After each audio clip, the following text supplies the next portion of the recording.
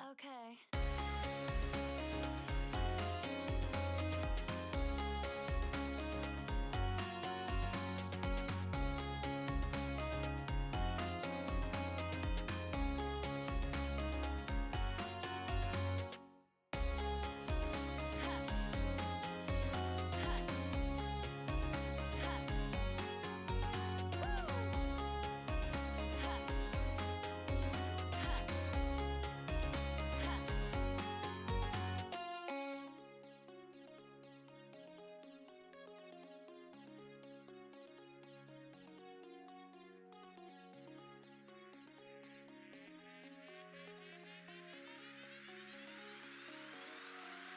Okay.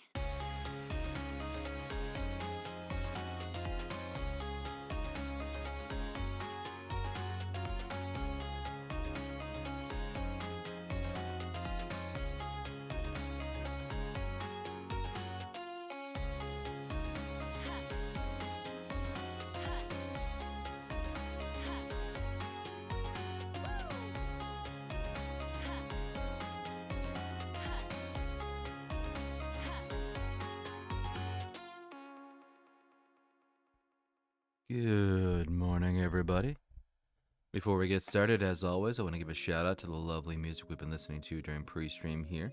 This is Dreamer by Declan DP. You can find the information in the lower left-hand corner of the screen. Thank you to Declan and everybody like him who makes either free-to-use or low-cost assets for us streamers so we can have better streams. Thank you so much. But yes, good morning, good afternoon, good evening, good night, wherever it is in your part of the world. I am Deuscain, your very sleepy variety-type streamer this morning. And this morning, we are going to jump into a new game that I've known about for a while. I've had for a while. I just haven't played much of it. I thought this is a good opportunity to play the game and introduce it to stream. So the game is called Ambition, A Minute in Power. Minute spelled M-I-N-U-E-T. It's French, as is the game. It is set in the period of the French Revolution in the late 1700s, early 1800s, 18th century. So yeah, late 1700s. And it is essentially a resource management game, dating sim, visual novel, where you are trying to navigate the French Revolution to both acquire power and also not die. So I backed it on Kickstarter a while ago, and they actually made good and produced their game, and I'm very happy for it. But I just never really sat down and played it, so I'm like, all right, I should do stuff with this.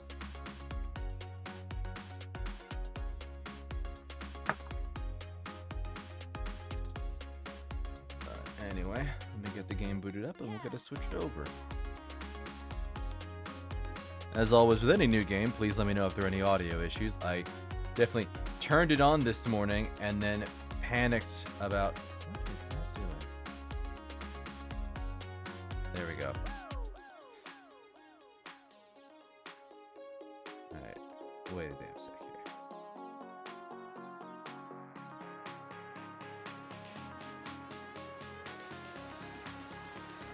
Three, two, one. Okay. But I had to fiddle around with the audio settings a little bit this morning to try and get it working, because I turned it on and immediately blew out my ears. So it's on like 50%. We'll see how good it looks here. It doesn't look at all. There we go. But yes, this is the starting screen for Ambition, A Minute in Power. And I played it a little bit before, like... Oh, there's no cloud save, so it doesn't have my data. Anyway, that's fine. It's also why I'm wearing my nice suit today, because we're gonna need some drip. But let's get started here. Prologue, Yvette's story. The 20th of March, 1789. The carriage rumbles and bounces along the cobblestones as you approach Paris. It's taken over a week. Go away, yes. Taken over a week to get here, carrying just yourself and your luggage. Your fiancé, Armand, arranged for the carriage to take you from your small village to a tavern he enjoys called the Orphan's Feast. There he meets up with you. You'll likely take dinner together, and then he'll show you to your new home in Paris. For now, though, you've already finished all your books, and Armand's letter is your only entertainment, other than staring out the window. Buttons in the checkbox let you select what you'll do or say next. Quick one. Might as well take on the sights. Reading the letter one more time wouldn't hurt. Coachman, let's go. I don't have all day. Let's take on the sights. You crane your neck out of the window to peer at Paris. It's even more than you imagined. The streets are a riot of color and energy as people go about their days. Elegant persons of fashion strut like brilliant peacocks. Students stumble under the weight of their books. Beggars alternate between pleading for alms and shouting invectives at passers-by. Everything feels significant, like the world's next act hinges on all their choices. Though part of you is worried by your unfamiliar surroundings, you mostly feel excited. This place is to be the stage of your new life. Oh. Read the letter again. You must have read the brief letter over 100 times, but you always find new details to puzzle over. Armand's letters were often extremely long, a habit you'd frequently tease him for in your own missives. Chérie Yvette, I know it may be sudden, but I want to invite you to live with me in Paris. Back in your provincial hometown, you were engaged to Armand before you moved north to Paris to participate in the Estates General. So that's a thing. That's essentially, when there was some political stuff going on in France around the start of the revolution, they called the Estates General, which brought together the three estates.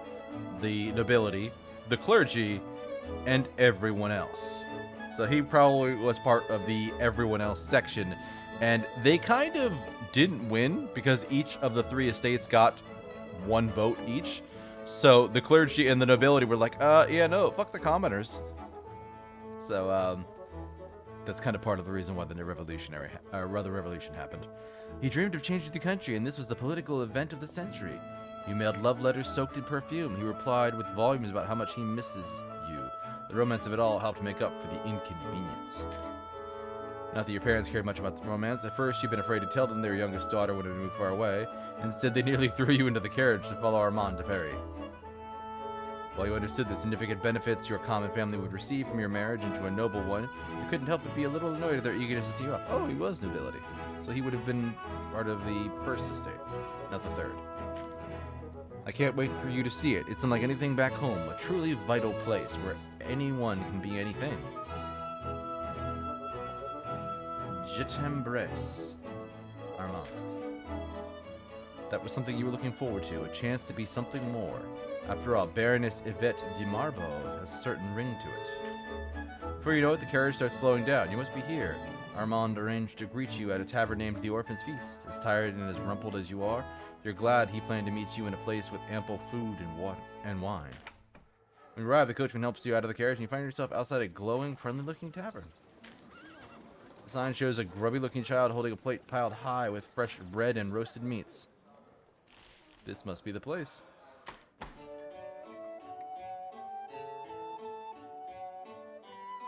Does our hat look like it has an egg on it? I just noticed that. Like the little spot there, like it's... We have some interesting fashion. Inside, a woman polishing a lantern looks up at you as you enter, and her face breaks into a bright smile. Bonjour, madame, and welcome to the Orphan's Feast. Her eyes linger expectantly on the door for a moment before settling on you.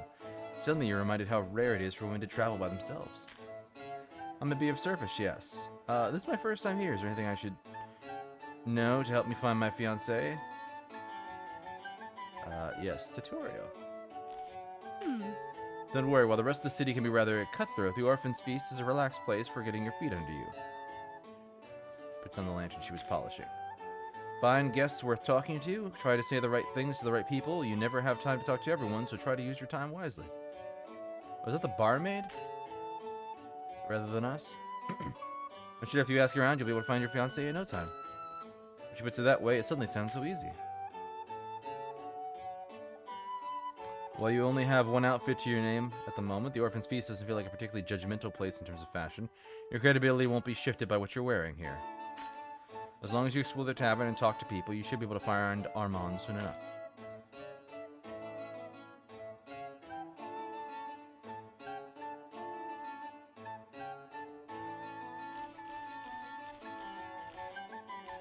Alright. So I have 2 turns. I can talk to 2 of the 3 people.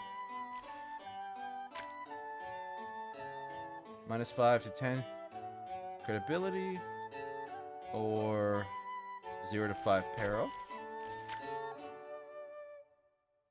Lose a little bit of lira. Pick up credibility. Potentially much more peril.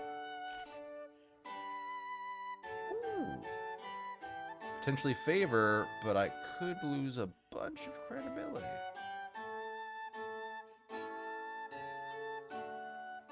Fellow traveler.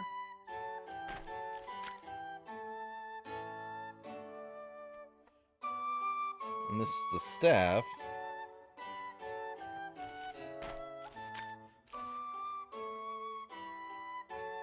And a young, handsome man that doesn't give me much in the way of possibility. Let's talk to the staff. Super gaze over the crowded tavern, strain your ears for the sounds of Armand's voice, but I've yet to find anything. It's hard to walk around with all your luggage, which only slows your progress further. Other patrons don't look particularly happy with you either. You either bump into countless patrons with your bags, and your searching starts to give the impression you're eavesdropping. You start to feel frustrated by this. A barmaid from before approaches you. Madame, you're looking parched. Can I get you anything? So...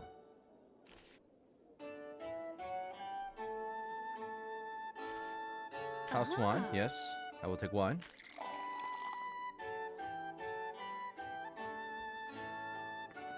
She returns and presents you with a bottle before pouring a dram into your glass. You sample the wine and signal your approval before placing a few lira on the table. The barmaid scoops up the coin with a grateful smile. You have spent money. Now that you're seated and sipping the house wine, as the other patrons relax more around you. You're just another person stopping for some rest and a quick drink. You have gained credibility. Is there anything else I can help you to get you, madame? Actually, could you help me find my fiancé? He's supposed to be here. A missing person? That sounds interesting. What's he like? He's funny, wears his hair in a ponytail and always has a big grin on his face. He's intelligent, wears a blue coat and always has a book or pamphlet with him. He's tall, handsome, with chestnut brown hair. I'll definitely be on the lookout for him then, she replies with a wink and a cheeky laugh. You just stay here and I'll see what I can find. She leaves to inquire with other patrons. You're not sure if your description was enough to go off of, but she knows the place better than you. I feel like that was better than saying that, like, he's wearing a blue shirt. We don't know what color shirt he's wearing. 2 minutes later, Madame, I'm sorry to tell you this, but I simply can't find your Armand anywhere. Just a piece of paper to you. You glance around and see a hastily written note. Don't know what's going on. Patrons get upset when I mention your fiancé. Even the owner won't talk.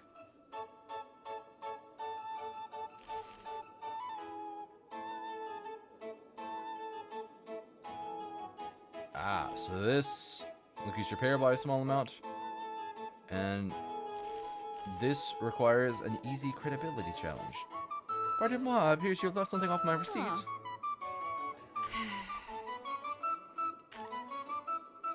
I think your fiancé has made a powerful enemy. I don't know who, I don't know why. You'll have to get the rest from him. By the time you look up from her note, she's already gone.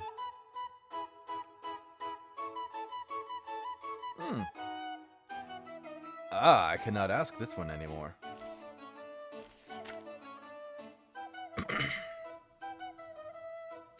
This is the only conversation.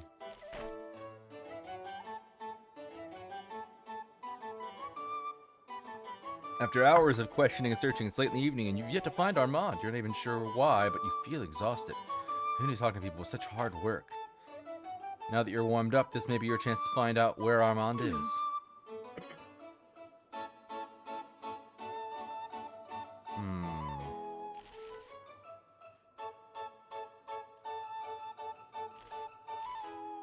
We will not impact your path or choices. Speak your mind. Ah, the Baron. The mention of his full title, she laughs nervously. Makes small talk for a brief moment before excusing herself and disappearing into the crowd. Gentleman, seeing it earlier, walks by. He might prove a little bit more useful. Monsieur, a moment of your time. Mr. Dew glances at the woman you spoke with earlier, then quickens his pace while he walks away. Scusi! She doesn't slow down before she leaves. Are you really that out of place? It's something about Armand? What's going on here? So you look around one last time. There's no sign of Armand, not even an open tab at with the tavern key. So it's his favorite tavern, he doesn't have an open tab. After waiting around for a few hours, you leave the Orphan's Feast, dragging your small mountain of luggage behind you. After all, the coach was only hired to take you to the tavern. Armand may not have been waiting for you like he said he would, but you memorized his address from all the times you wrote it on letters to him. It's the middle of the night, but the streets are still teeming with life. The light from the windows with the street lamps sparkles like stars. You're tired and your feet hurt. But still, you can't help but smile. This is it. This is Paris. No matter what happens, you're still here. Even if your boyfriend just ghosted you. Actually, it's for fiance, so it's even worse. She was gonna marry this asshole. He didn't even bother showing up. For a brief moment, you're not a country girl dragging luggage through the streets. You're the person you feel that you are when you close your eyes alone. You're overseeing a grand salon surrounded by poets, musicians, scientists, philosophers, and artists. You are elegant, sophisticated, and respected. You're getting close to the address. Armand never described his living conditions much, but he's the son of a baron, and the family was always well-to-do, especially compared to yours. You spent a lot of time in that carriage wondering about the home you'd spend your new life in. Still, you didn't expect this. Calling the house rustic would imply you were out in the country, not the center of a city. The neighborhood is nice, but you're worried that if you breathe too hard in the building, it'll fall over. A well-kept woman in the attire of a maid opens the door and approaches you. Oh, bonjour. I assume you must be the Madame Yvette. My name is Camille. Monsieur Armand told me to expect you. Is this where he lives? Oh god, the rats in here ate them, didn't he? Merci, Camille. Please take me to Armand. I was hoping he was with you. I haven't seen him in days. He has a lot of explaining to do. I'm afraid to tell you, you'll have to wait, madame. It has been days since I've seen Monsieur Armand, and I was hoping he was with you. While you're still processing the latest disappointment, she takes notice of your mountain of luggage for the first time. Mon Dieu, madame, did you carry all this yourself? You must be exhausted. She's not wrong. You're certainly not... you're certainly not certain how you're still upright and awake right now. I've already made up your bed, madame. Please go inside. Let me take care of this. You take out your diary and leave the heavy lifting to Camille. The inside of the house is much better than the outside. Camille keeps the place tidy, but she can only do so much. Still, you don't care about that right now. You're just happy to have a roof over your head. Hey, achievement unlocked. Home sweet home. You arrive in your new home in Paris. You flop down on a nearby couch, open your diary, and start to write. You're tired, disappointed, and perhaps abandoned. But writing things down always helps you get a sense of the situation.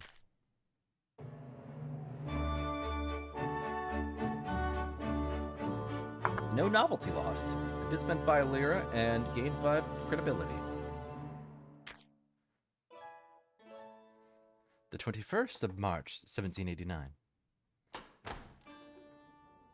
Early the next morning, Camille approaches you, occasionally wringing her apron with her hands. She is obviously nervous. Madame, there's something you should know, she says, taking a deep breath. You're expected to attend a party the day after tomorrow, one held by Viscount Marcel de Foix. Armand replied to the invitation, and you were to be his date. What do you know of the Viscount de Foix? Or Viscountess? Sorry, madame, but a Viscountess. It just felt above my station, so I tried to pay attention whenever she came up, she replies with a shrug. I know that she never visited the house. Monsieur Armand seemed to like her, from what I could tell. She was a little, how do I put this? Judgmental! She was a little, very judgmental. I hope that helps, madame. I'm not going to yell at her for not telling me about this sooner, but we just got here last night. Well, at least they have a party to go to. Parfait! If you need anything washed or prepared, just ask. That reminds me, if you're going to a party, you should probably make sure you're dressed appropriately. Fashion moves so quickly here that people retire outfits before they even wear out. After this proclamation, you can't help but notice Camille's uniform has been repaired many, many times. Monsieur Armand was always going through clothes so quickly. He said that every outfit had a certain amount of novelty. Every time you wore them to a party, the novelty would go down a bit. In fact, even little things like wearing the same thing twice in a row could run the novelty out faster. Can you imagine? Fortunately, he knew the most delightful clothier on Rue de Faubourg Saint-Honor. She runs a shop called Le Petit Mogul. I'll draw you some directions. Immediately she starts sketching some directions, mostly just simple renderings of local landmarks. The Petite Mogul is available to visit in the Paris map. If you head out, you should be well prepared for the party tomorrow night.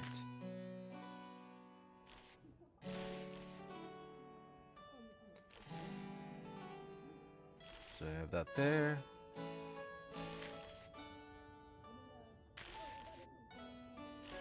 So we just hit Explore Paris. Points of interest.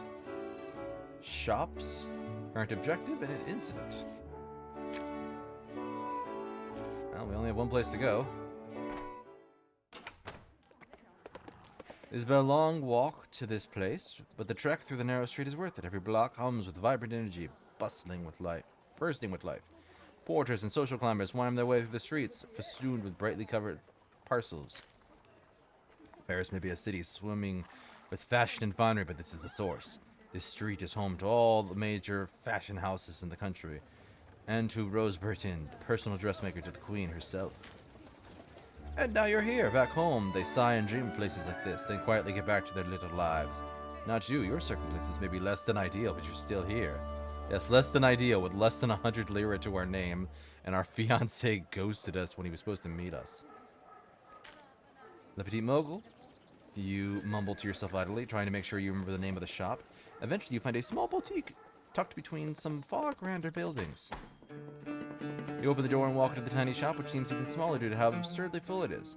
This isn't just a boutique, it's a workshop for whoever works here. Rolls of gorgeous fabric cover every available surface. A cloying smoke hangs in the air. The scent is pleasant, but wholly unfamiliar. As soon as the door swings shut behind you, you hear a rustling fabric further in the store. A customer! Alhamdulillah!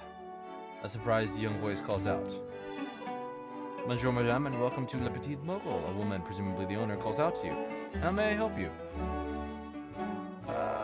Tell me about fashion.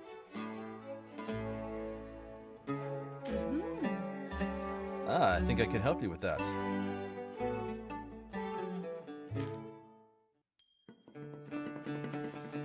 So that's one of my outfits to see if it's to your liking. Remember, my stock changes every day, so make sure to check often.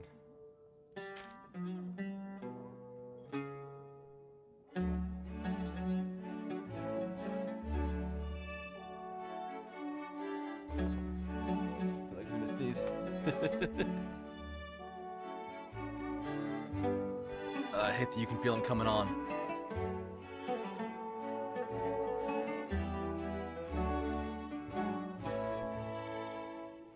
Alright. So, it looks like some of them buff our stats with different factions. So this one, the Crown doesn't like it that much, the Church likes it a lot, the military thinks it's okay, the bourgeoisie hates it, and the Revolution finds it fine. Provincial dress, the bourgeoisie hate it, the Revolution is okay, the Church also likes it, military and the Crown are fine.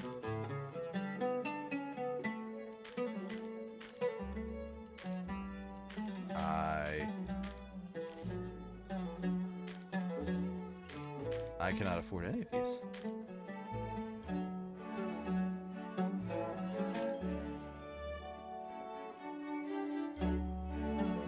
So the Crown of the Church like it, the bourgeoisie think it's okay. Man, what the hell does the bourgeoisie like? Only this one, which the Church hates.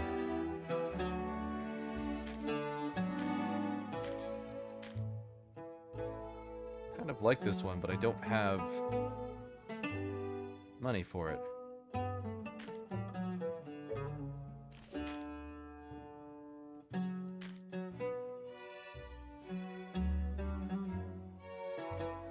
Our provincial outfit looks nice, and the military enjoys it. It still has 100 novelty. But yes, I cannot afford anything. Fantastic.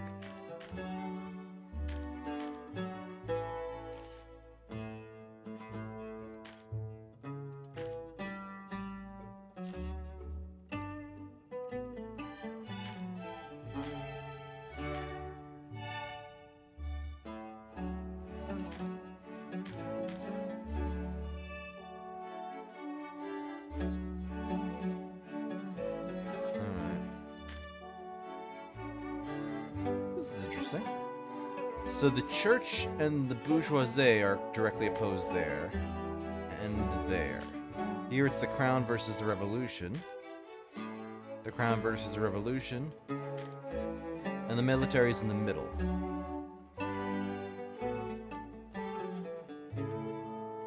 So they're a neutral faction.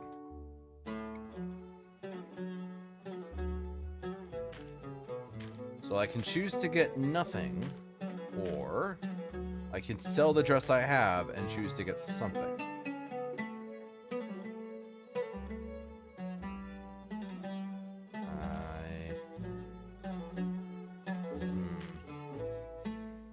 My provincial dress will not do well with the bourgeoisie.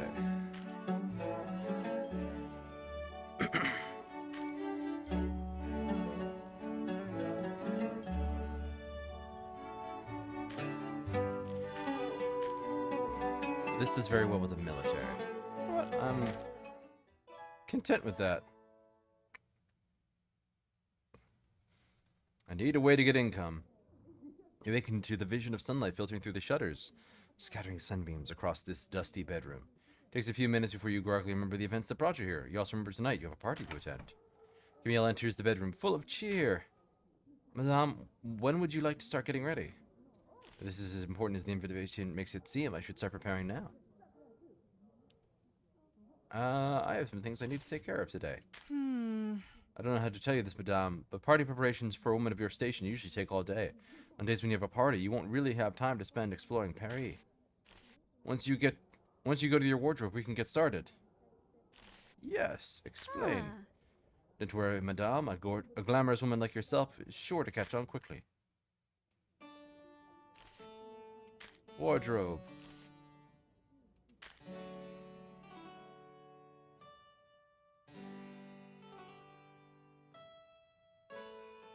Party is being held by the crown. They like conservative gowns.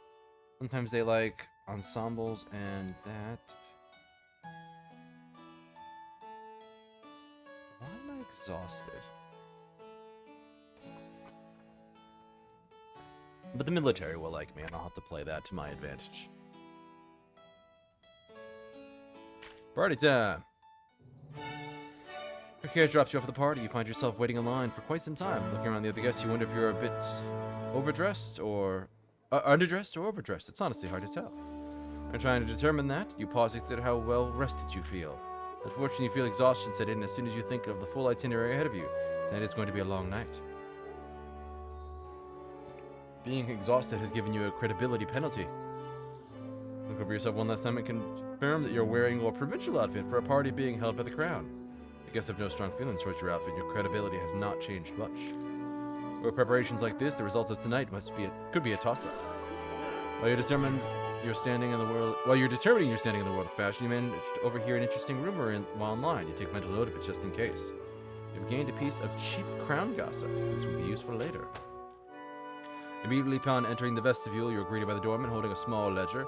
While he isn't physically barring your entry, his manner certainly is. Name, madame?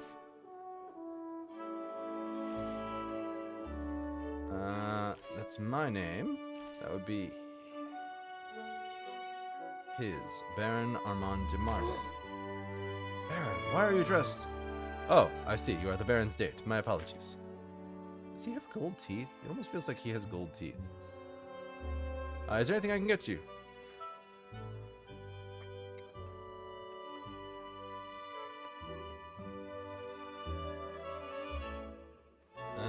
Deepest gratitude to our hosts. I'm eager to meet her.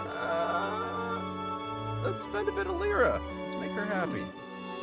Small flourish, you prevent a bottle of wine you had the foresight to bring earlier. It wasn't cheap, but the gesture is far more important. Spent 10 lira. Merci beaucoup, madame. To make sure the Viscountess is aware of your generosity. Turning from you, he waves imperiously to another servant nearby who takes the bottle from you. Afterwards, the servant dutifully scurries away. You hear some appreciative murmurs and the other guests in the vestibule. Your gratitude and enthusiasm seems to have made an impression on them, doing away with some of the tension in the air. Surprisingly, the doorman himself seems rather unfazed. You have lost a tiny amount of peril. You have gained a small amount of credibility. You can think of any other questions. He bows deeply to you. Pardon-moi, madame. Viscount de Foix has instructed me specifically to inform her as soon as you had arrived. We've heard so much about you. Enjoy the party, he says with a smile before leaving. Well, that's ominous. All right, who's up with the military?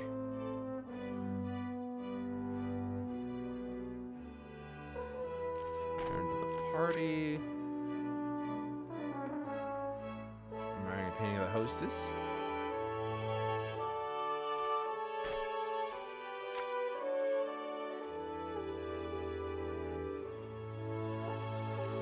Cheap gossip.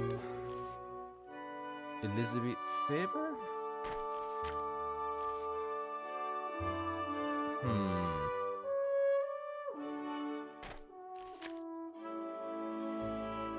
This is not going to help my credibility much. High chance of peril and a little bit of gossip. Let's go this one. I only have 2 actions. Looking for someone to talk to, you approach an older man who seems to be standing by himself and appraising the room. He nods politely to you as you approach. I don't think I've seen you here before. Do you know our hostess, the Viscount de Foix? Oh, Marcel, her family used to summer near mine in the south. We're old friends. This choice requires an easy credibility challenge. Sure. Oh, really? I've never heard Marcel mention you before. I find your story rather hard to believe, he replies icily. I wouldn't go so far as to say it's quite rude to lie about your relationship with the hostess. Marcel was certainly not... I failed that. Credibility down, peril up. You stand together, swaddled... Can I roll back? No. So you decide to slink away. Yeah.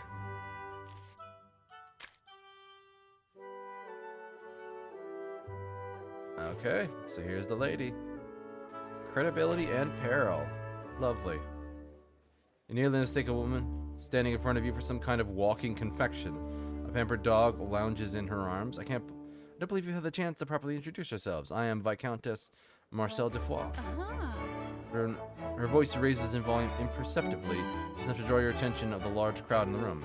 Everyone, this is Yvette, Armand's fiancée. A murmur of interest washes through the crowd. You can feel their eyes focus on you. I'm so glad to see you, Armand, that ambitious little thing. He's told me so much about you. In fact, I'd say he's quite infatuated with you. A common girl like yourself. You're so lucky. Oh, that is ominous. Credibility's up. Where is Armand, by the way?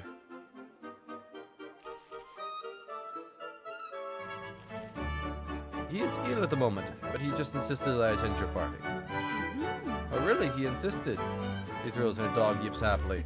That's so sweet of him. You've barely arrived from the country, and still he wants you to meet all the people he's been so fortunate to associate with. It's very kind of you to represent him like this. I'm sure he'll be well soon. More credibility, yes. I mean, I was hoping he'd show his face here, but you'll do. Makes sense that you're here. Armand would never stop pestering his betters. So it feels rather appropriate that even when sick, he'd send his peasant fiancée to do it for him.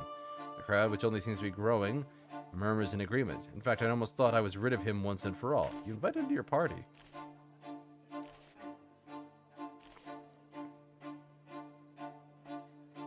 Do you always bemoan every nuisance you send a handwritten invitation to? Why did you invite Armand here? Why? Well, those craven nationalists in their dingy salons like to hide behind their pamphlets and newsletters. People of quality must be brave enough to denounce our enemies in person. She pauses before speaking to you in a whisper loud enough for the entire room to hear. Don't worry, I don't expect you to understand this. You've lost a little credibility. Your Armand is a conniving, traitorous opportunity to sullies the good name of the entire nobility just by being alive. The only reason he even chose a common girl like you to be his wife is because any lady of good breeding will see him for the weasel that he is. There's my credibility down. Marcel studies your face intently for a moment, and her voice suddenly fills with concern. Oh, you poor girl, don't look so hurt. Think of this as educational. You don't belong in Paris, the same way a stray cat doesn't belong in that dress.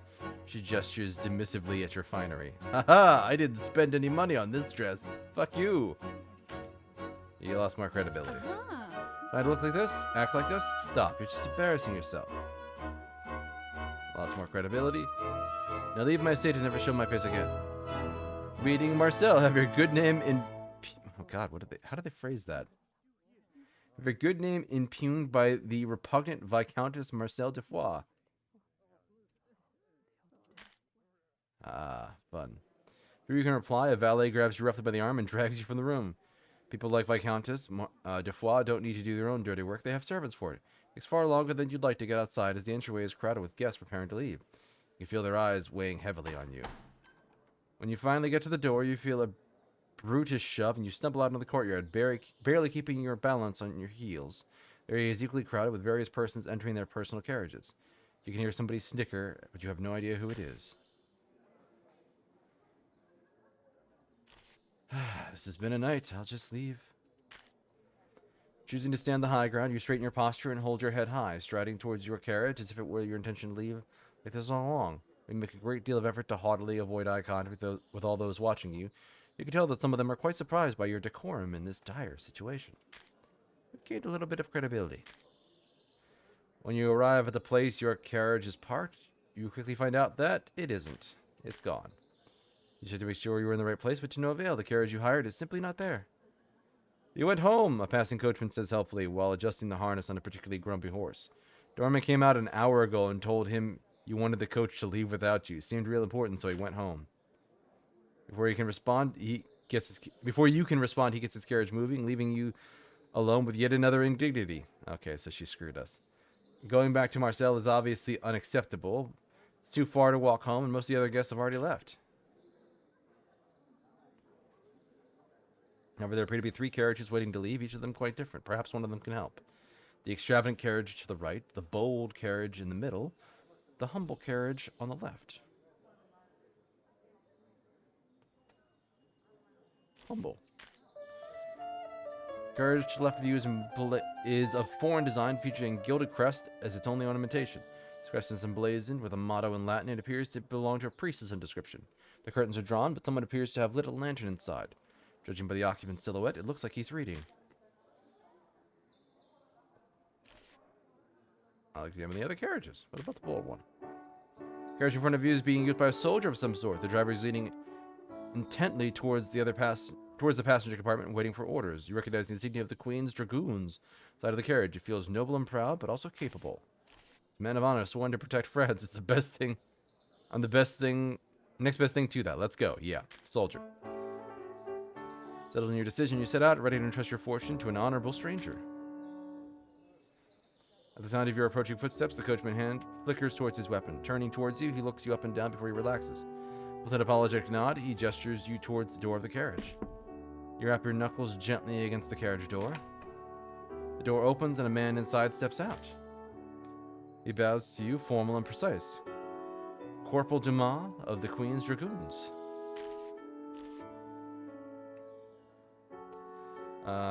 My name is Yvette Ducot. May I trouble you for a ride to my home? Please call me Yvette. I have been beset by grave misfortune and need your help. Oh. He glances up to the side and shuffles his feet slightly. That does sound terrible. How can I refuse? He gestures to the carriage and you climb in. The second you're seated, the carriage takes off, working its way towards the main road. The pace is fast and purposeful. Corporal Dumas across from you, not quite staring, but certainly assessing you. I don't mean to be rude, but what was an enlisted man like yourself doing at that party? Did you have a good time tonight? What made you decide to give a stranger like me a ride? Well, let's say enlisted man. You're not being rude. It's a fair question, he replies, flicking his rank insignia for emphasis. Every now and again, someone remembers my father and sends me an invitation as a courtesy between nobles. Despite my considerable talents, I think they're really just inviting my father's memory, not me. So this is Alexander Dumas. Actually, no. I think this might actually be Alexander Dumas. I think his... Is it? I'm trying to remember which one he was. But anyway, still I attend because I'd hate to insult the host by turning them down. A comrade of mine was nice enough to arrange for me to have this carriage for the evening. He waves around for your convenience, which is probably only meant for, officers. Let me turn the question around. What was a commoner like you doing at the party? My fiancé is missing and he was supposed to be there. I'm just looking for leads. Sure, went on a mission then, Corporal Dumas grins, offering a mock salute. When you find him, I'm sure he'll appreciate your loyalty. At least I can't imagine a man who wouldn't. You gained a little bit of favor with Alex. It is Alexander Dumas. Is there anything else you'd like to know? Did you have a good time tonight? Of course, I enjoy being the center of attention, and there isn't an audience I cannot thrill. From the theater to the sword, I have a repartee for all occasions. As you can tell, I'm also extremely humble. He gives you an exaggerated wink. How about yourself? What happened in there?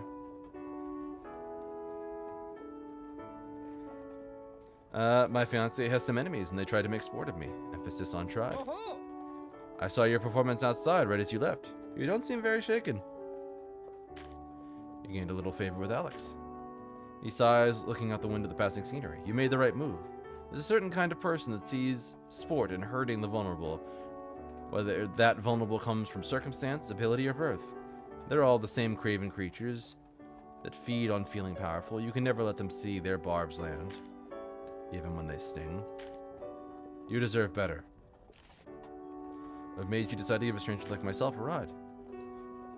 When I wear these colors, I represent the queen herself. I could never turn down a woman in need. Besides, it's the right thing to do, which is its own reward. How did you find yourself to be without a way home? Would you believe someone tricked my coachman into leaving without me? Well, you're here in my carriage, so I have no choice but to believe it. Unless this is some new sport where a beautiful woman sees how many rides they can get from gullible do-gooders like myself. Gain favor with Alex, yes, because we don't insult people. If it is, you'll have to teach me some of the rules. You'll have to teach me the rules sometimes, so we can play on equal footing. You talk with Corporal Dumas for a while longer, exchanging jokes and pleasantries. The conversation turns to your childhood in the country and coming to Paris. As you might have guessed, I'm not from Paris originally either. My father had to sell some precious things in order to bring me across the ocean and pay for my schooling. Needless to say, I was immediately captivated with life here. How are you finding your first few days in Paris? Disappointing. This place has been nothing but cruel to me. It's trying, harsh consequences, but I see the possibility of great rewards. Exhilarating, it's a city of luxury, love, and knowledge. Let's say trying. Ooh. Finally, someone who gets it. He slaps his thigh and laughs with excitement. Amazing. I'll have you know it took me over a year in Paris to fully grasp that fact. Favor with Alex.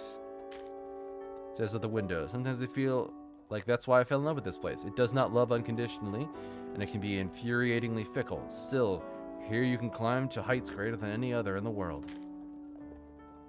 Your conversation with Corporal Dumas continues for the entire ride. He's polite, forward, and seems to have a healthy respect for you. However, you find that he dodges your questions whenever the subjects of his family comes up. You try not to let it bother you. Everyone has their secrets, after all. You're surprised by the carriage coming to a stop. You were so lost in dialogue that you hadn't realized that you'd managed to make it home. Before the coachman could even hop off his box, Corporal Dumas opens the door and steps down. He offers you his hand. He helps you down effortlessly and favors you with a theatrical bow. After braving all manners of danger, we have arrived at your home safe and sound. The Queen's Dragoons are proud to add another great victory to their name. You've gained favor with Alex.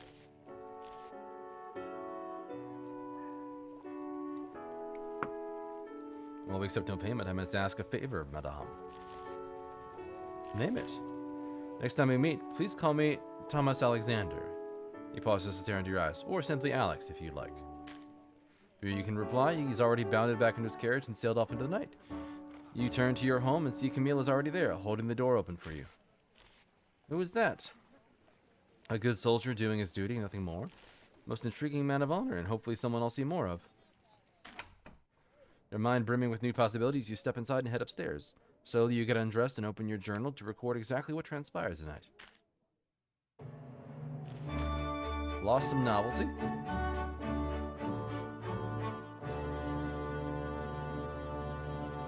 I lost 17 credibility, 10 lira, picked up 2 peril, and 7 favor with Alex. The 23rd of March. Reach the beginning of chapter 1. You awaken the next morning in a bed that still feels unfamiliar. In the process of waking up, you start to recall last night's humiliations, in which they were merely the product of your own fitful dreams. Unable to go back to sleep, you spend some time tossing and turning in bed before finally sitting up. Nothing is going to make last night go away. The only option is deciding what to do next. You feel exhausted, not physically, but in your very soul. Like your fate in Paris has already been decided. And to remain here would be pointless. It would be just the humiliations of last night over and over again. However, stronger than that exhaustion is the simmering rage you feel. Yes, let's get them, girl. At the outrageous of your circumstances, at the injustice of your treatment, and with the thought of you going back to your tiny village after finally making here in Paris. No, you must not go back. You cannot go back. Not with while a single candle of your ambition still burns. I turn up the fan. Camille pops into her room already dressed and ready for the day. Bonjour, madame, she beams. Looks like you had quite an active night. Is there anything I can get to you? Please find me a spare pillow and smother me. I'm not sure. Do you know how to make a murder look like an accident? Some refreshment, please. Certainly. What can I get you? Tea, please. I need my wits.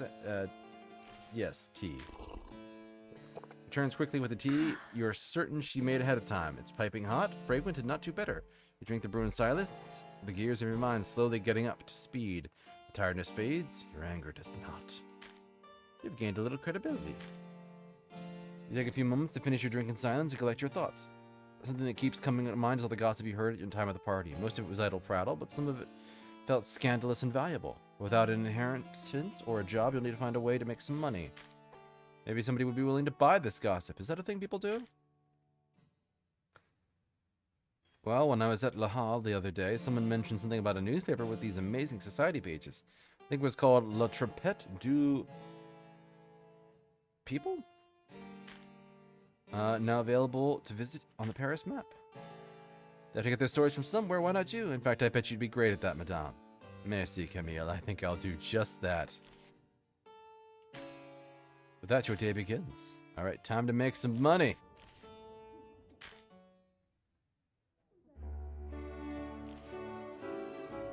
Because I can't afford a dress.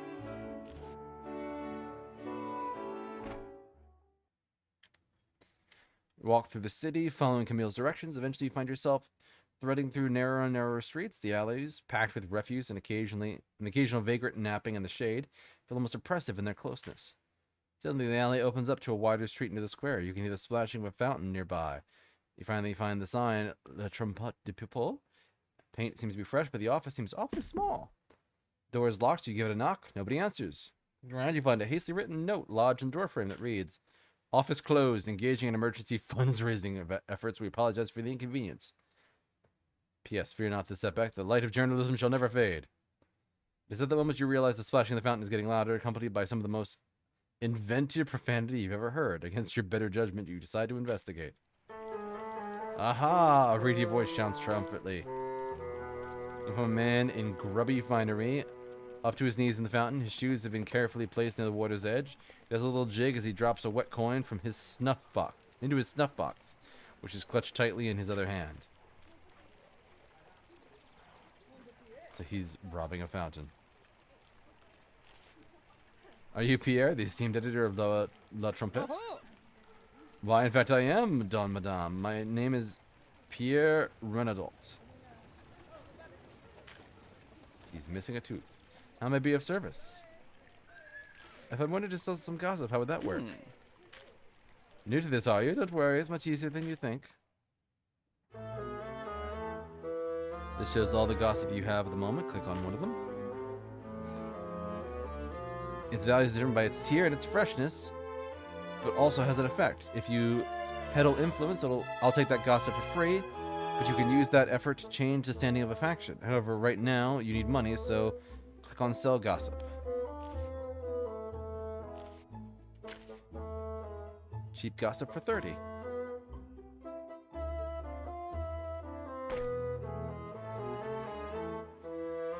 When you are ready, click here to leave. You can always come back at a later time.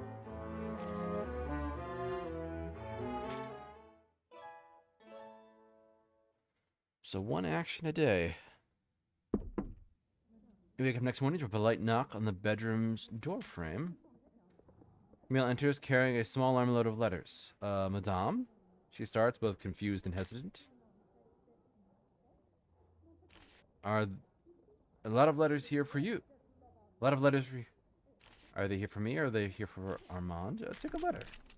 Letter written in elaborate calligraphy and sealed in a stamped wax appears to be an invitation to a party. Other letters cradled in Camille's arms are of similar type. Why would anyone invite me to a party? Oh, madame, you are a little famous right now. Everyone's heard about your run-in with that dreadful party host a few days ago. How they preyed on your honor and spirited away your carriage driver, leaving you trapped and alone. I don't think that's exactly how it happened, but you decided against fretting over the details. Then, when all was lost, you were saved by a beautiful stranger who escorted you home on a moonlit night. It is so romantic, non? Oh, the rumors are already running rampant. Why, just the other day, I heard someone say that you've taken a liking to... Actually, never mind that. Yes, let us never mind that. Never mind it again. Huh. Consider it unminded, madame. In any case, this is your chance to meet people in the city who don't hate you or Monsieur Armand. You received many party invitations. You may now receive party invitations from all over Paris. I'm sure anyone who really judges you fairly is going to love you. So how does this work? Oh, don't worry, madame. It is quite simple.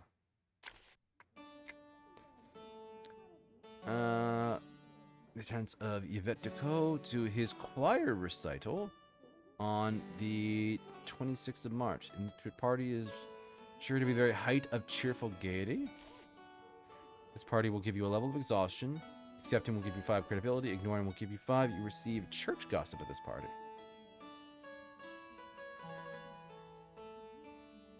Parties take up a whole day, but you can find gossip and advance certain stories there. Okay. Except the church one.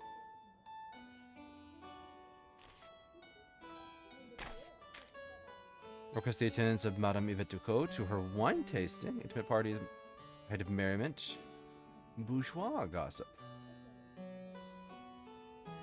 The church is opposed to the bourgeoisie.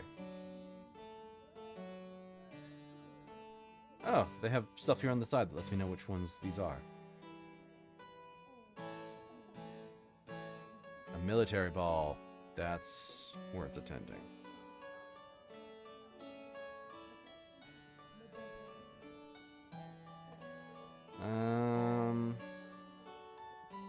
So this is with the bourgeoisie.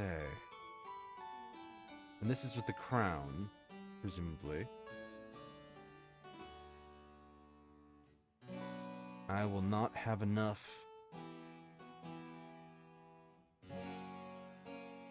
income to do all of these, but at the very least, if I show up, I can get some gossip. Yes, attend that one. Close?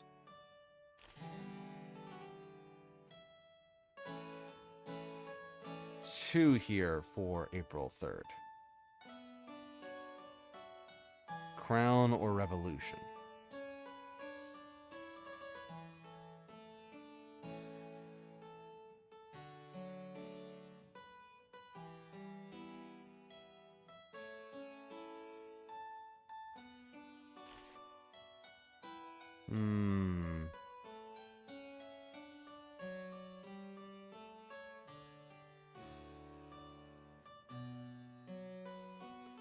Crown or Revolution gossip?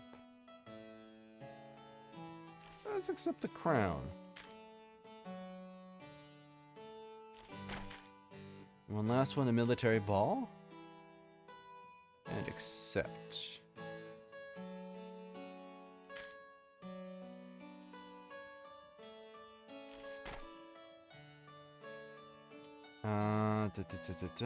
You can see any invitation on the calendar. So I have a church thing tomorrow.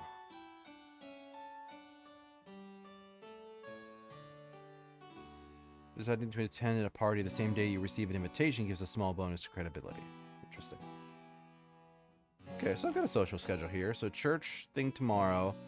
Then I've got 2 days off before a wine tasting with the bourgeoisie. And then I've got the better part of a week to do something with the crown. Close. I've actually got 2 days. Because it's the 24th. So, alright. Events and stuff.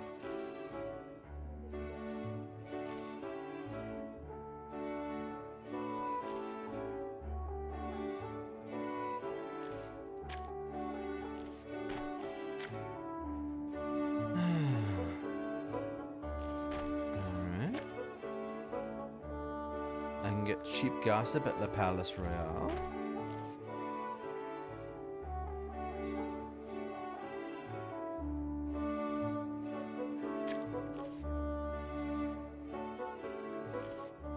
Hire a bodyguard.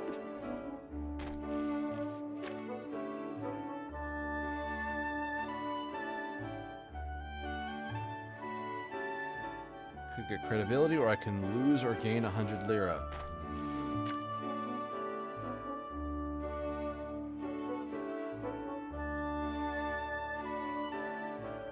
Can make a bit of lira here.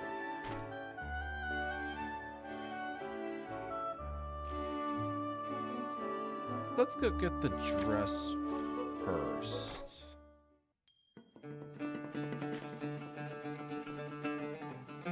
Church dress, can't afford.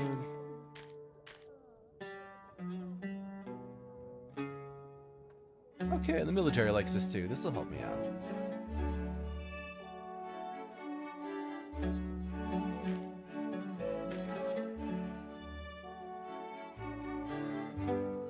And everything else, the church just full on hates. But that's fine. Purchase this, confirm, leave shop. And that's my whole day. Yeah, so it's one action a day. You wake up from a long night's rest feeling the same as you did last night. Now you think about it, you've been feeling tired since that terrible party a few nights ago. Madame, you look unwell. Nicely spotted, I also feel unwell. Don't worry, this is the sort of thing that used to happen to Monsieur Armand all the time. He would attend all these parties and then forget sometimes he needed his rest. Armand was always the sort of person who burned the candle at both ends. In fact, you were both often guilty of this, which is one of the reasons why the two of you got along so well. The more parties he attended, the more exhausted he was, which made things harder and harder for him.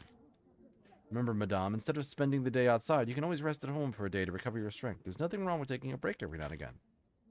Home is now available on the Paris map. Do you think you'll be staying in tonight, Madame?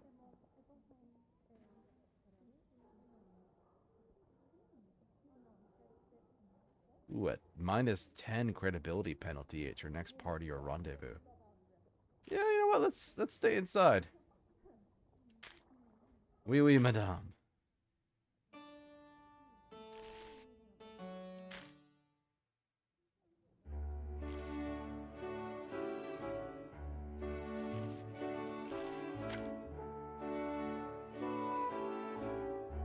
Your coffee, update your knowledge of political factions. All right.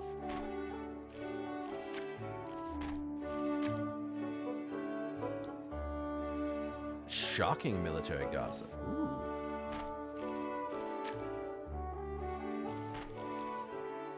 But yes, I don't want a minus 10 to credibility checks. Also gossip for money.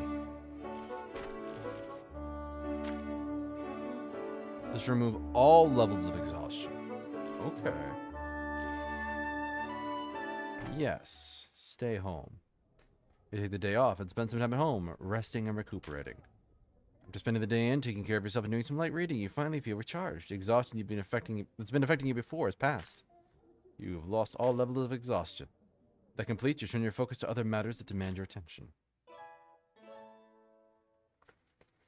Now it is a party day.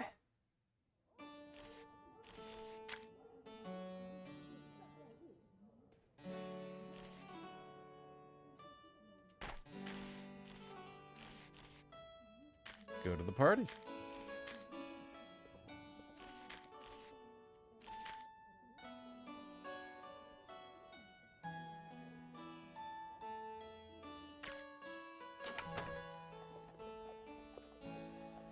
As a carriage nears the party, you consider taking one last moment to assess your preparations. You pause to consider how well rested you feel. You're neither well rested nor exhausted. Nothing is holding you back from doing your best. Check a tiny mirror to see you're wearing your... The guests approve and your credibility has increased. Nice.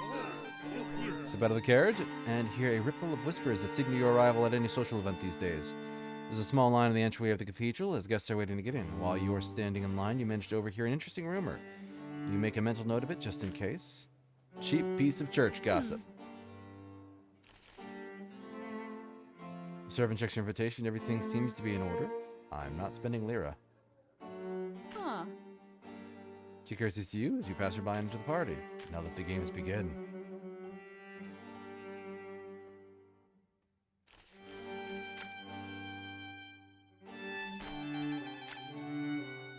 Cheap church gossip. Outrageous church gossip. Shocking church gossip. Ludovico. I need money. You approach a woman who's been eyeing other guests in a particular familiar way. In fact, it's the exact way you looked at guests at these functions. She looks up at you. Ivetico, I take it? She asks, sipping a glass of white wine.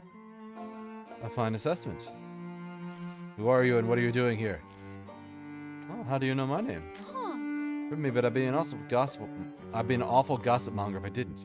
You're quite the popular subject of conversation, after all. My name's Angie Cremer, both associated with Pierre Renaudot.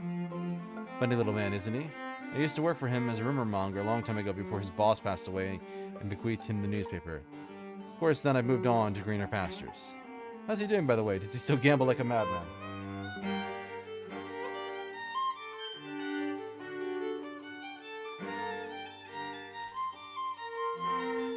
Oh no, he doesn't even drink anymore. I hear the Pope might have him canonized. Oh, can you imagine? I once saw the man's wager a full week's wages on a wig house racing. Normally you think she was joking, but this is Pierre we're talking about here. By the way, I'm not certain what you're doing here tonight, but I'm here to interview the Comte de Villiers?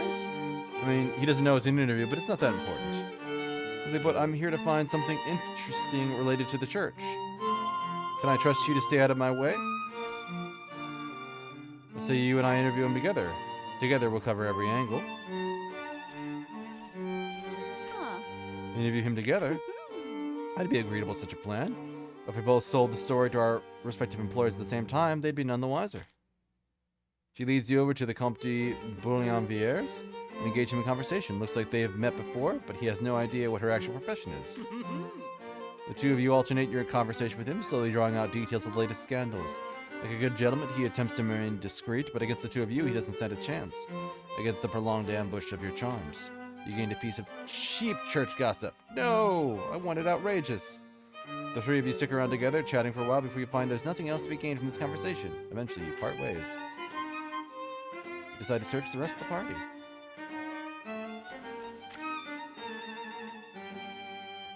Money, peril, and credibility. Cheap chirps gossip. Credibility.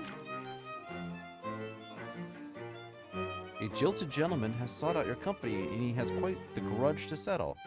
However, firmly held grudges often lead to loose tongues. Yes. Between clusters at this party, you notice an older distinguished gentleman. He's standing by himself, but swaying quite a bit, which is very good. After all, a drunkard and their secrets are easily parted. You immediately head over. Bonjour, Madame Ducot. I'm glad to be in your infamous presence. In fact, it is most fitting that you are here with me. After all, you and I are not so different. We are both innocent people who have been spurred for reasons that we do not control, he slurs between sips of his wine. Lowering his voice to a stage whisper, he confides you. Also, between you and I've always thought Marcel was quite a spiteful and gaudy woman. Damn it, where was I?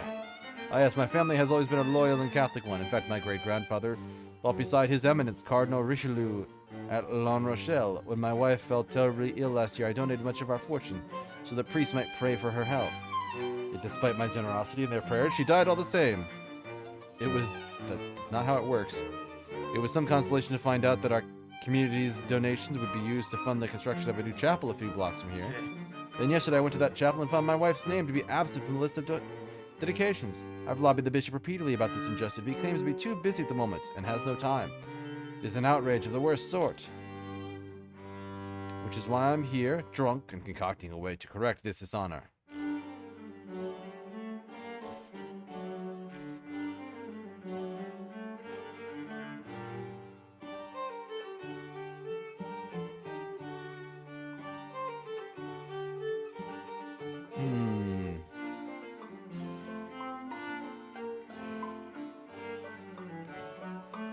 I'm curious what Peril's gonna do. Let's go with that one. What is it you say? You're saying that I should speak ill of the church? He replies, frankly a little loudly. A nearby crowd whispers amongst themselves as they stare at you too. Your teeth until something resembling a calm smile and fight the inexorable urge to shrink inside yourself and disappear. Gained a decent amount of peril. 15. That is a fantastic idea. In fact, I know just the thing. You've gained a piece of cheap gossip. No. Conversation continues a while longer. You start applying more wine, but it doesn't feel like you'll get anything beyond what you just learned. The conversation slowly loses energy, and the two of you go your separate ways. The widower stumbles away from you, his path winding back and forth like a lazy river. He searches around the rest of the party to see if there's anyone else you could talk to before the event finishes up. Oh yeah, it actually says something here. The bishop is called for the sentencing of an opera critical of the church. The king has signaled his assent, but it's taken weeks to make an announcement. Is the king taking the request seriously or ignoring it? They both said the same thing.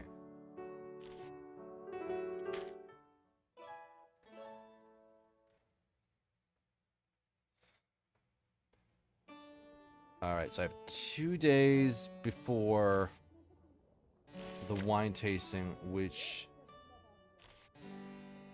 is the bourgeois.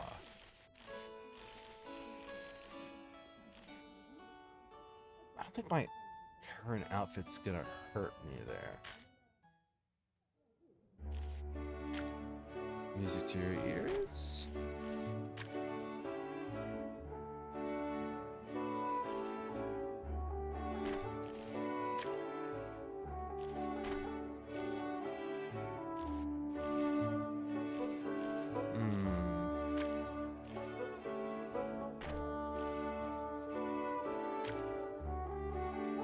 Let's visit the location and sell my gossip. Pierre's office either looks marginally cleaner than before, or he's managed to shuffle the mess into different shaped piles. Honestly, it's hard to tell. Then a few moments wander around the entryway before Pierre arrives, and he seems quite enthused by your presence. Ah, if it isn't my newest confidant. Please come in if you come back with more delicious information, and perhaps we're trying to find someone.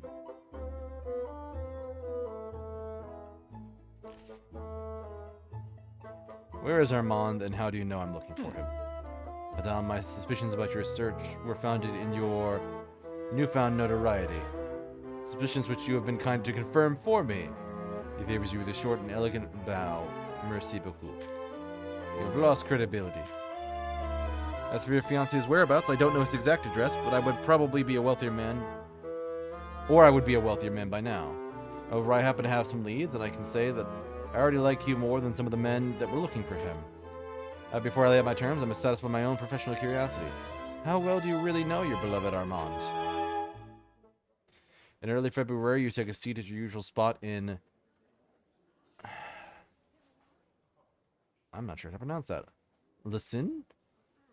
A small tavern in your hometown. The hood of your cloak is still up, but it's less to do with the snow outside, more to do with the fact that you don't want anybody to talk... You don't want to talk about anybody else in here. After a few moments of trying to read your book, but failing to really get into it, you hear a set of footsteps approaching your table. Ah, this is Armand. Bonjour, Yvette. I hope you weren't waiting too long. Not at all. Excellent. This is our last night together for a while, and I wanted to make sure it's a memory we'll treasure. He waves to a barmaid who brings you a bottle of wine and some glasses, along with a loaf of freshly baked bread while it's still steaming. That's still steaming when it touches the table. My father's been talking my ear off about this particular vintage. I hope it's up to your standards. He then fills his own and raises a glass for toast. To France, to the General Assembly, but most importantly, to us.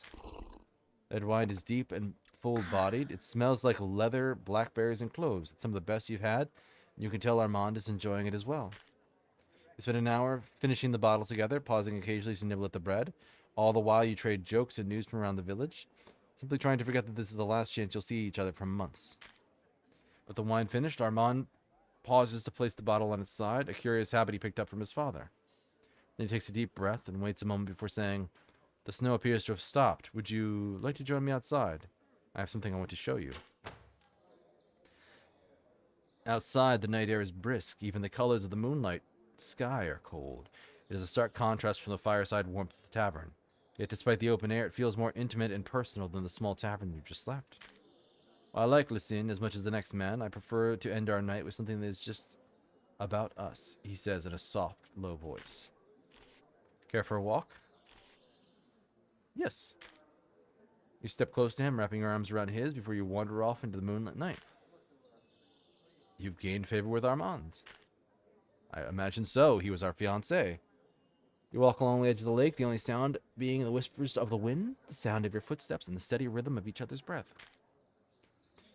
Your head leans on his shoulder. His body feels both warm and familiar.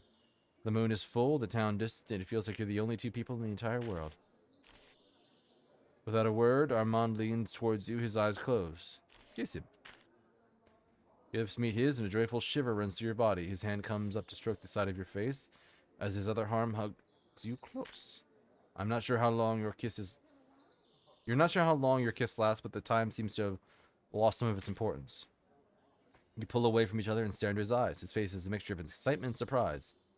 I hope every kiss we have is as good as that one. You have also gained favor with Armand. He breathes deeply, preparing himself for his next words. It is then that a man stumbles out of the darkness towards you, glancing about himself and trying to catch his breath. Armand, I've been looking for you everywhere for you, he whispers hoarsely. His accent is foreign, wholly unfamiliar. All you know is that he isn't French and he isn't English. Our town is relatively small and you still don't recognize this man. Armand, explain. I am Charles, good friend of Monsieur Armand. I'm afraid he'd already left for the estate's general. I just want to make sure he didn't forget these documents. It is quite fortunate I found him in time. I am your good friend's fiancé. I'm sorry, madame. That was rude of me. It's been a pleasure to finally make your acquaintance. You two are obviously in the middle of something important. Please excuse my intrusion. Bonne nuit. With that, Charles leaves. You and Armand stare at each other silently for over a minute. What's going on? Are you in trouble? How can I help? He exhales and smiles, but there's an air of tension about him. Not right now, no. It's all very vague at the moment. There's so much going on that I don't want to give you something new to worry about. Still, thank you. It makes me glad to know I have you on my side. Favor with Armand. I promise I'll explain all of this when it's over. Pierre is staring at you. You must have gotten lost in your thoughts for a moment. I was asking, how well do you know your fiancé?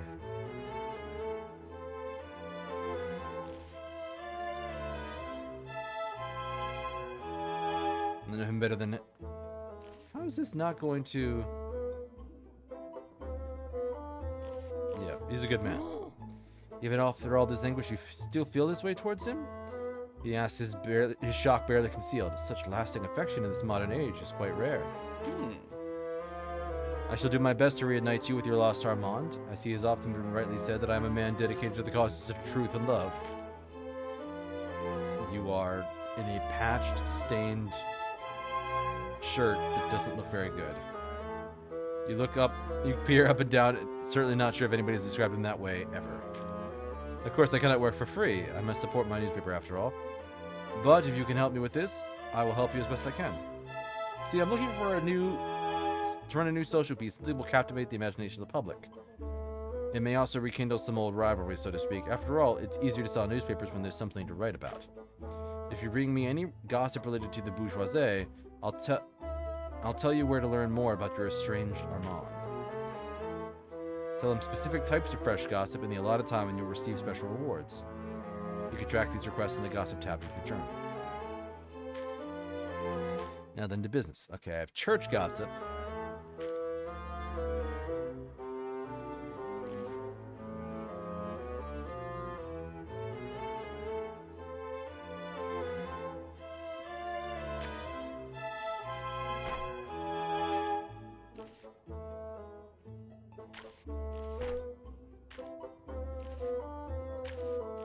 Money.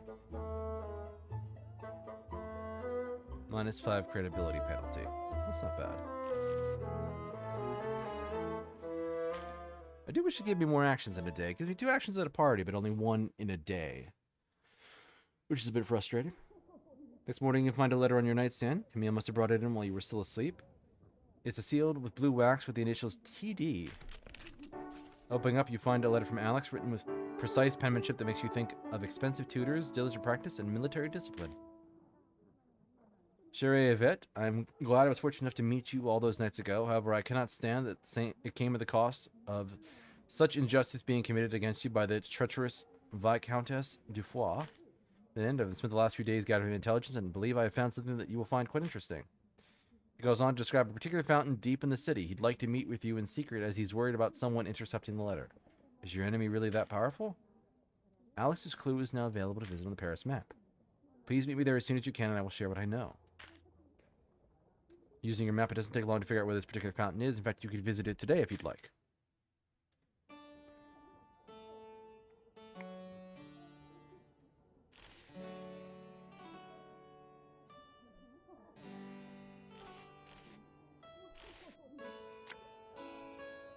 Oh, a letter.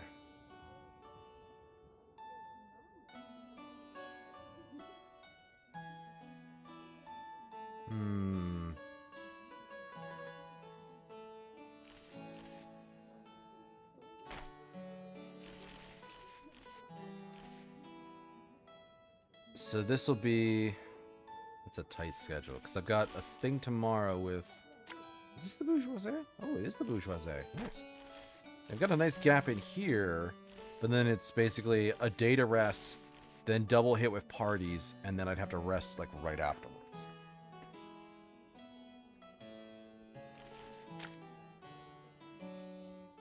You know what? Yes, we will say yes.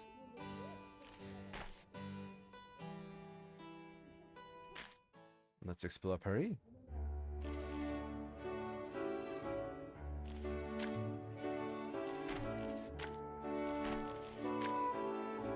Credibility. Okay, see, this is nice. It's shocking gossip the whole time. Hire Hansel the bodyguard.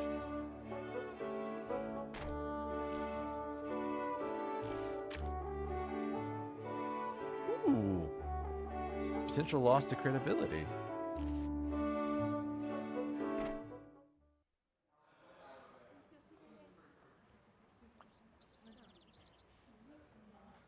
You leave the house earlier than usual that morning, unsure of how long it'll take you to walk to the fountain Alex mentioned in his letter.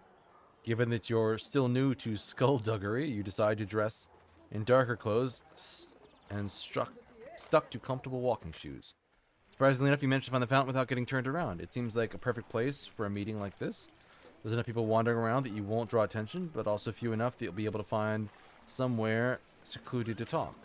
Looking around, you can't find Alex anywhere, so you decide to take a seat at the edge of the fountain. I can't talk this morning. It makes sense to be visible enough that he'll be able to find you without wearing anything flashy. Wait. He'll be able to find you without any flashy waving or signaling. Maybe I should slow down and enunciate my words a little bit more. Oh my. You get comfortable and smooth out your skirts and pause for a moment to reflect on the decisions that led you to a point in your life where you're having secret rendezvous with a member of the Queen's Dragoons to learn more about your hated enemies. If anything, they must have been good decisions. Sure, girl. Not long after you settled in, Alex appears from around the corner and strides up to you. The uniform draws some attention, but people seem to make an effort of getting out of his way, so it must be useful for something. Bonjour, madame, he calls out pleasantly. My sincerest apologies for being late. Should we stay here or discuss this somewhere in private? Let's go somewhere away from prying eyes. Magnifique, I know a reputable public house that's nearly always empty in the middle of the day. We'll discuss things further there. Favor with Alex. He leads you to the public house and you take a seat with him. The barmaid seems to recognize him and brings over some wine and 2 glasses. Don't worry, I'll cover the cost of the wine. I take it you've read my letter, so you know how much I regret what happened to you that night. I've been to some of Marcel's parties before, and I always knew that she could be vindictive, but this, even the thoughts of it, still make my blood boil. So, seeing a chance to correct a great injustice, I reached out to some friends around the city in order to gather intelligence. Everyone has a weakness, after all. However, the moment I started digging deeper, something struck me as odd. She claims that her storied family fortune comes from a series of wise investments, so I visited some of her family's known business partners. They were suspicious at first, but when I used my father's last name, they would often open up to me. Among all the people I visited, I couldn't find evidence that any of her family's investments were older than 30 years or so. To an aristocratic family, 30 years isn't a storied history. It's extremely recent.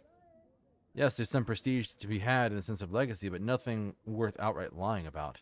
Why would Marcel's family pretend their fortune is older than it really is? Marcel's weakness is somehow related to her family's money. Attack that, and justice will be yours.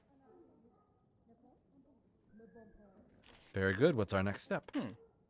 Unfortunately, madame, I have no next step. While my position grants me its fair share of privileges, it also means I can't go much further than providing you with information. If I was caught actually helping you exact your revenge, it would reflect very poorly on the royal family, no matter how justified the vengeance might be. Besides, I've been in a similar situation. Of course, back then, I never had anyone to help me. If I can make it so that nobody ever faces such misfortunes alone again, I will have changed the world for the better. If you were going to move against her, the best time to do so would be on April 24th, the night of her birthday masquerade. It's the point when she'll be at her most public, which will make her most vulnerable to any damaging revelations about her personal fortune. Of course, for that, you'll need both evidences and an invitation. Without strong evidence, it would just be your word against hers. As a commoner, there's no way you could win such a contest. Alex pauses to leave some coin on the table for the wine. While you don't seem the sort to give up easily, I wanted to make sure that you understood the difficulty of the task ahead of you. Au revoir, madame. With that, he turns away and leaves. You stop to think about this new information. Marcel is a wealthy aristocrat, but her fortune appears to be younger than she claims. It seems like this knowledge could be useful, but you'll have to dig deeper first. Researching Marcel is now available around Paris. With that, you start heading home, already planning your next move against your sworn enemy. If you're going to bring Marcel to ruin, you'll have to be ready by April 24th. I've got about a month for that. Yeah, I'm still in March. Okay, so that's not terrible then. I was worried it was the 24th of March. I'm like, oh god, that's going to be tight. I wake up to the sound of somebody knocking on the door downstairs before you can even get up. You hear Camille cheerfully call out, "I'll get it." When she answers the door, you hear her spend a minute talking with a man whose harsh voice you don't recognize.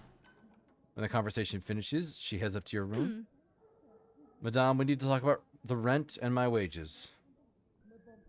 Who was that at the door? That was our landlord, Monsieur Riquet. He was asking about this week's rent, which is odd because I know that Monsieur Armand already paid a healthy advance on our week's rent, and we should still be fine with the rest of the month. Monsieur Armand used to say our landlord was... What was it?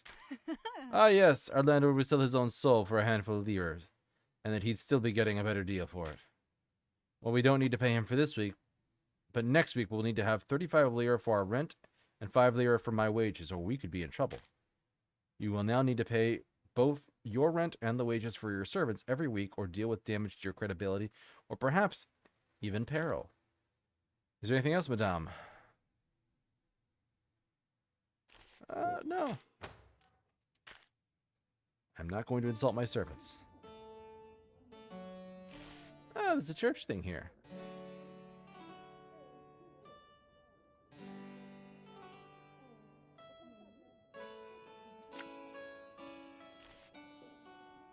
Feast of Saint Isaac.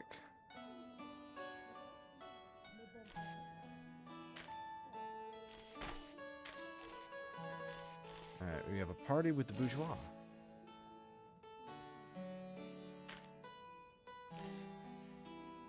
Exhausted. Right, now that's a terrible one for that, so I'm going to wear the provincial outfit.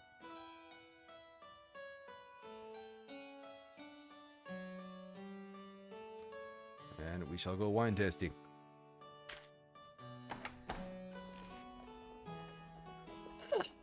Assess preparations. Fortunately, you can feel exhausted and set in as soon as you look past the door towards the enormous crowd of party guests. Tonight is going to be a long night. You check a tiny mirror to see you're wearing your provincial outfit to a party being held by the bourgeoisie. They have no strong feelings towards your outfit, and your credibility has not changed much. The results tonight could be a toss-up.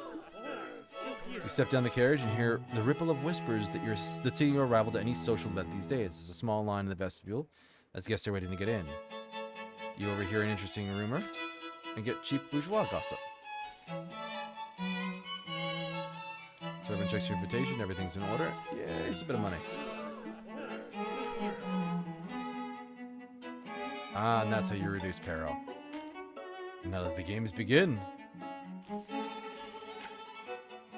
Cheap crown gossip? No, it's just cheap gossip from everything. Outrageous crown gossip.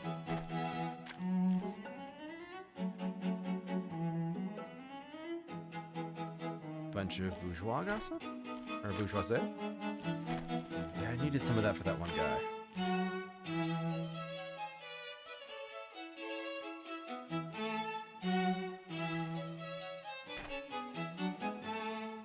You find yourself in the middle of a conversation with a particularly energetic guest. She flits easily between social circles and has a disarming enough laugh to make some people feel comfortable enough to just trust her implicitly.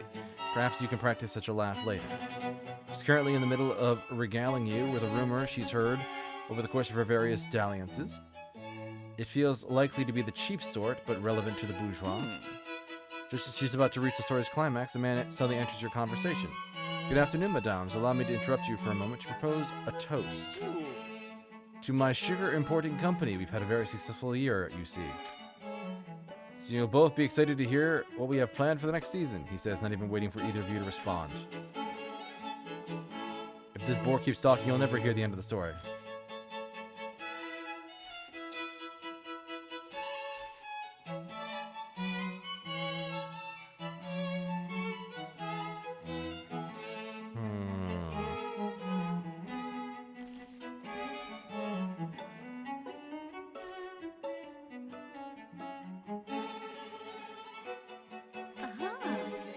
Yes, where was I? Your story companion says, trying to remember where she'd left off.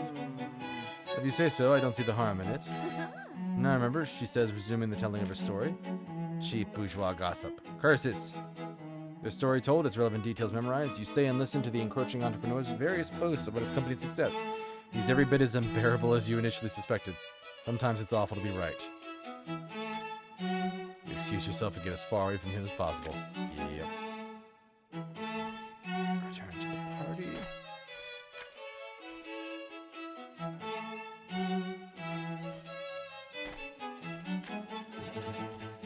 Parallel credibility. Oh, I could lose Alex's favor here.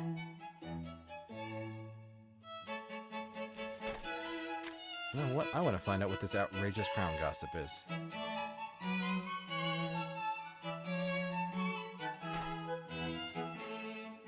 Strolling through the event, you find yourself in the vestibule of party venue again. The room is empty as the doorman appears to be off doing something else. You're startled by the frantic banging at the front door. Who is it? Madame, I'm a messenger who's traveled a long way with great haste with grave news. Open the door to see a young messenger. He's sweating profusely, and you can see a horse outside, pacing anxiously back and forth. Without another word, he steps inside. Once inside, he frantically looks around the otherwise empty room. Excuse me, can you help me find Madame Marie de Lorraine, Countess de Boron? I have a grave and potentially scandalous news for her. We can't risk you being spotted inside. Tell me the news and I'll deliver it. I can't risk it, he says slowly. Mon Dieu, madame, you're right. Come close and I will make sure you deliver every word you hear to the Countess and only the Countess. As he frantically whispers to you, you find your eyes opening wider and wider in shock. It's equally parts tantalizing and ghastly. Surely it can't be real. But it must be, otherwise the messenger wouldn't be here. It's no word the Countess needs to hear this immediately. You gained a piece of outrageous crown gossip. Of course, Pierre would like this information as well. It's the perfect material for his paper. So sharing it with the Countess could be hazardous. It could also lead to a reward, improved esteem in her eyes. I must be on my way before someone spots me. Curse these courtly intrigues.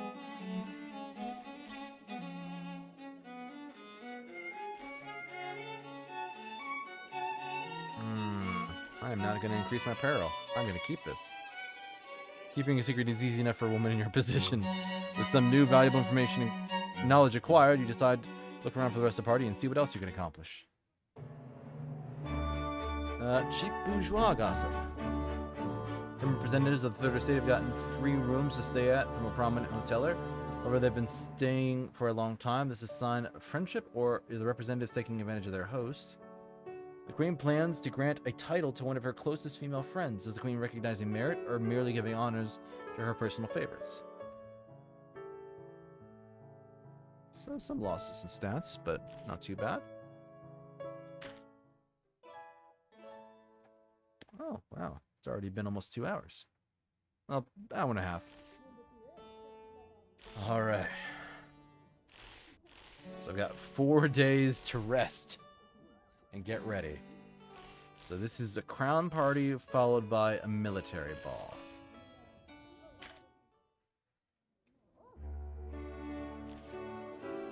Researching Marcel.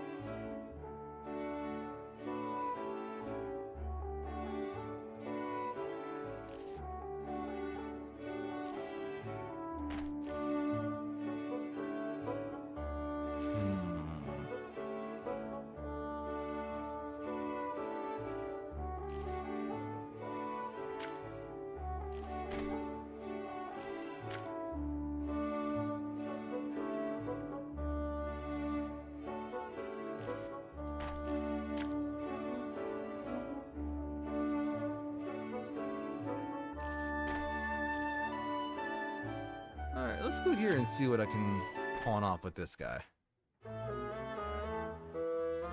Outrageous crown gossip. 90! Sell.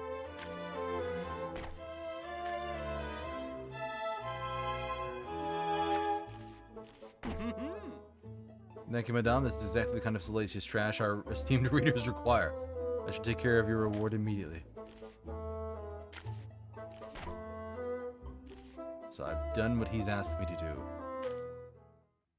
He clasps his hands together in delight. Madame, it appears you have done me a great service. With this aid of gossip, I shall launch my most controversial social piece yet. In fact, your contributions have been so great that they must be recognized. Madame Ducot, you are no longer a mere gossip monger. Today you are a journalist. You have reached the rank of journalist at Le Trompe de Poule. The title itself is meaningless, but it certainly sounds nice. Now, I assume you wish to know more about your beloved Armand, no? Yes, what did you know? It may shock you to learn that Armand managed to keep some rather opinionated company. He says with careful circumspection, someone severely downplaying the seriousness of the situation. While the details of their views have been remarkably difficult to track down, I know 2 things about their views. The first is they show an open disdain for the country's current laws and privileges, which make them unwelcome with the aristocracy supporting the crown. However, they also harbor a strong devotion to the queen, which alienated them to the nationalists of the revolution. There's a studio in the western part of the city, just south of the Seine, where he and some like-minded individuals prefer to discuss the proper course for the country. Painters in the front, planning in the back. Pierre starts scribbling on a piece of paper. When he hands it to you, you find it to be an address. The Goutte Royale raided the studio a month ago and arrested everyone there. While supporting the Queen is certainly no crime, something about this group's beliefs was making someone in power quite uncomfortable. The studio's been abandoned ever since. Go there and you might find something that leads you to your Armand. Now before you leave, I hope you do not forget me and my humble paper. I still find your social insights valuable, and I'm always willing to pay for anything you can bring me. Of course. Oh, I like to think we've made good business partners, yes? Or, technically, no. But of course, Pierre, it's been delightful. He puts down his snuff box and favors you with a deep and theatrical bow. Now you flatter me, madame. Bon chance, and may God see fit to reunite you with your Armand in great haste. The mission of God, Pierre makes a sign of the cross, but you're pretty sure he did it backwards. I'll do, and may our paths cross again.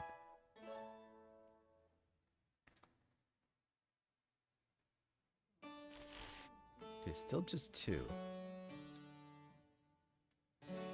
So, crown and military.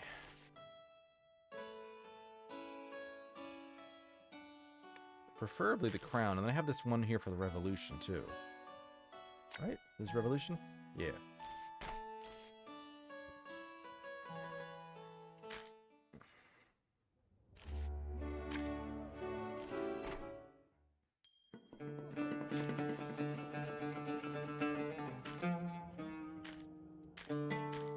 They have nothing I want.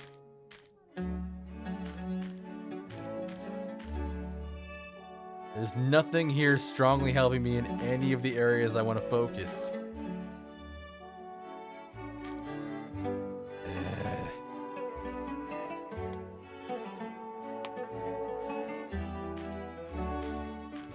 It's either negatives for the crown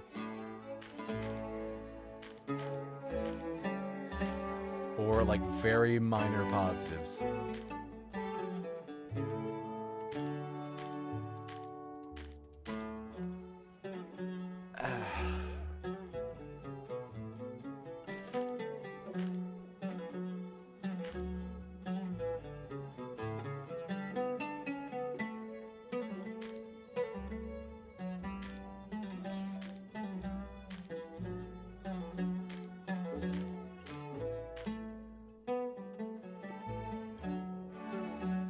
Would affect neither the crown nor the bourgeoisie.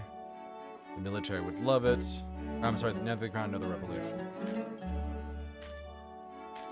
This is about the best bonus I'm gonna get today, which sucks because if I get nothing, I would just have come here today for no benefit. But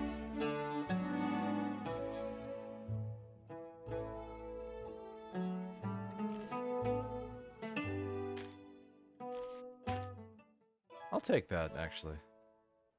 And I'll just re-roll again tomorrow. Because I got several days for the party. I've got time to decide if I'm going to respond to that. Alright. And I need to rest, too. So I have to buy a dress today, and I have to rest tomorrow.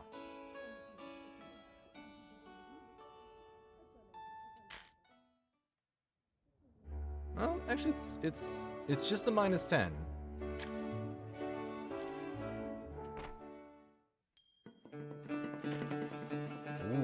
Revolution like, crown hate. And the reverse.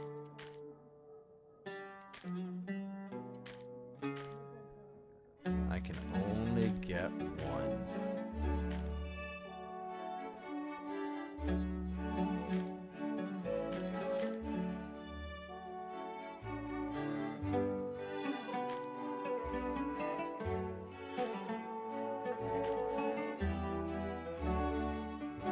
Let's get the conservative gown for the crown thing. And we'll get this for the revolution.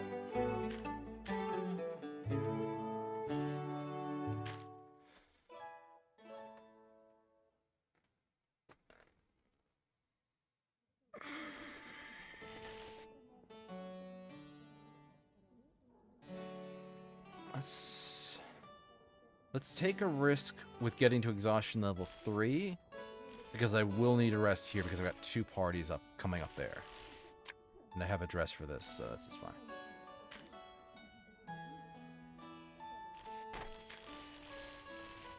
So let's go out and explore Paris today.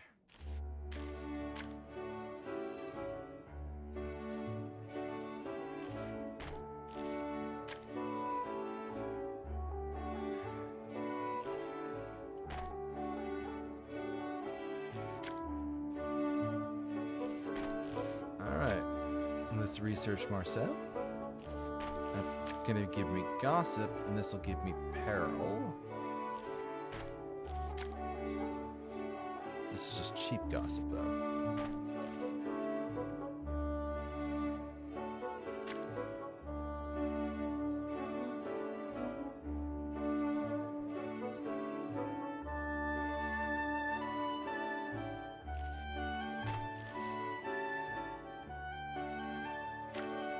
Let's go here first. You start your day walking towards the center of Paris. The Viscount de Foix isn't just a member of the aristocracy. She's a woman who wields her title and noble privileges like a weapon. There's only one place to learn more about a woman like that. The Palace Royal, the favored social spot for all the aristocrats in the city. the hub of all gossip, social news, slander, and scandal. If there was ever a telling secret or a salacious rumor, this was the place to find it. It is now available on the Paris map. I remember reading about this place over a year ago. Its storied buildings are even more impressive in person. Elegantly dressed aristocrats strut about the garden, stopping briefly to chat in hushed tones. Without the benefit of a title or an introduction, you can't approach any of these groups directly. However, there's nothing to stop you from overhearing things as you just pass by. Staying on the absolute edge of conversations, you circle the square, pretending to be a traveler, just admiring the apartments and gardens. The first hour you spend on this task yields no information concerning Marcel, but you do manage to hear some gossip that a certain newspaper might appreciate. During the second hour, you hear something about Marcel's father, the former Viscount Dufois. Apparently, Viscount Alfonso Dufois died a few years ago. His funeral was so lavish that people are still discussing it today. Not exactly what you're looking for, but it's on the right track. In the third hour, however, something piques your interest.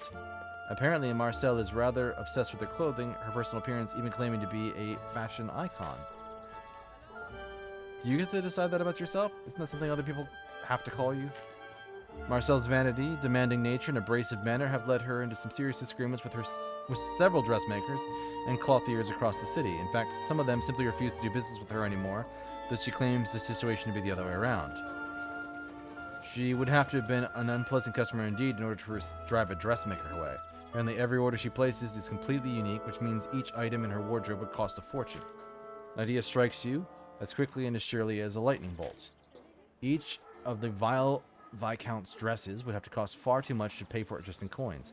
It would require a banknote. Any dressmaker that worked with Marcel would have to know the name and address of her bank in order to collect any payments. All you have to do is find someone who worked with her in the past, someone with a grudge. This will bring you one step closer to having the dark secrets of Marcel's money within your grasp. You have a vital clue to finding her weakness, however you need to figure out where to search next on your own.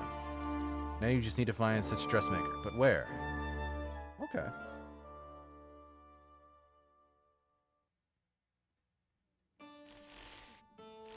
Alright, attend the party.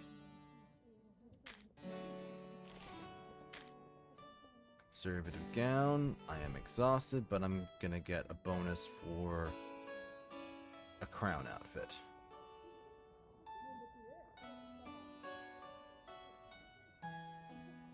Alright. Sets preparations. The exhaustion set in as soon as you look past the door. So that's down. You're wearing your conservative gown to a party being held by the crown. Ooh, that's a nice bonus. The guests greatly approve of your outfit and your credibility has increased significantly. The night is yours for the taking. You hear an interesting rumor, cheap crown gossip. And a little bit of money.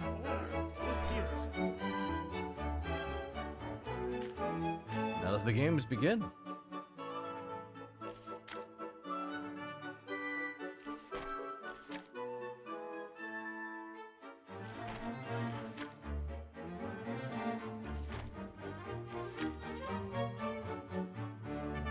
Minus 50 to plus 100 lira.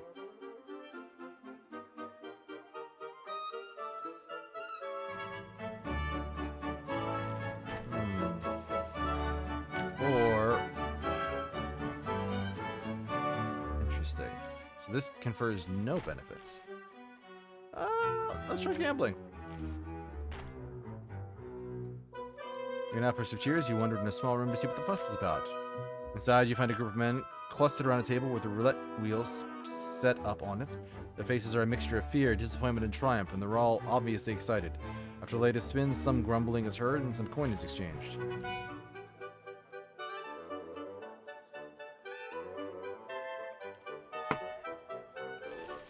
Tell me how it works. Oh, first timer, simple enough. First, you bet on whether it's red or black, then we spin the wheel and let the ball drop. If the ball lands in the color you wagered, you double your wager. If it lands in the other color, then it's better luck next time. Yes.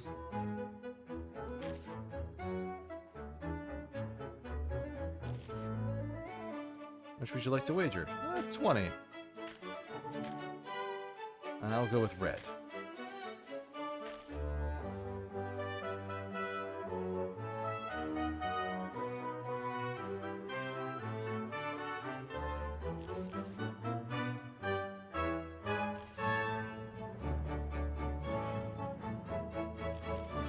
cheat.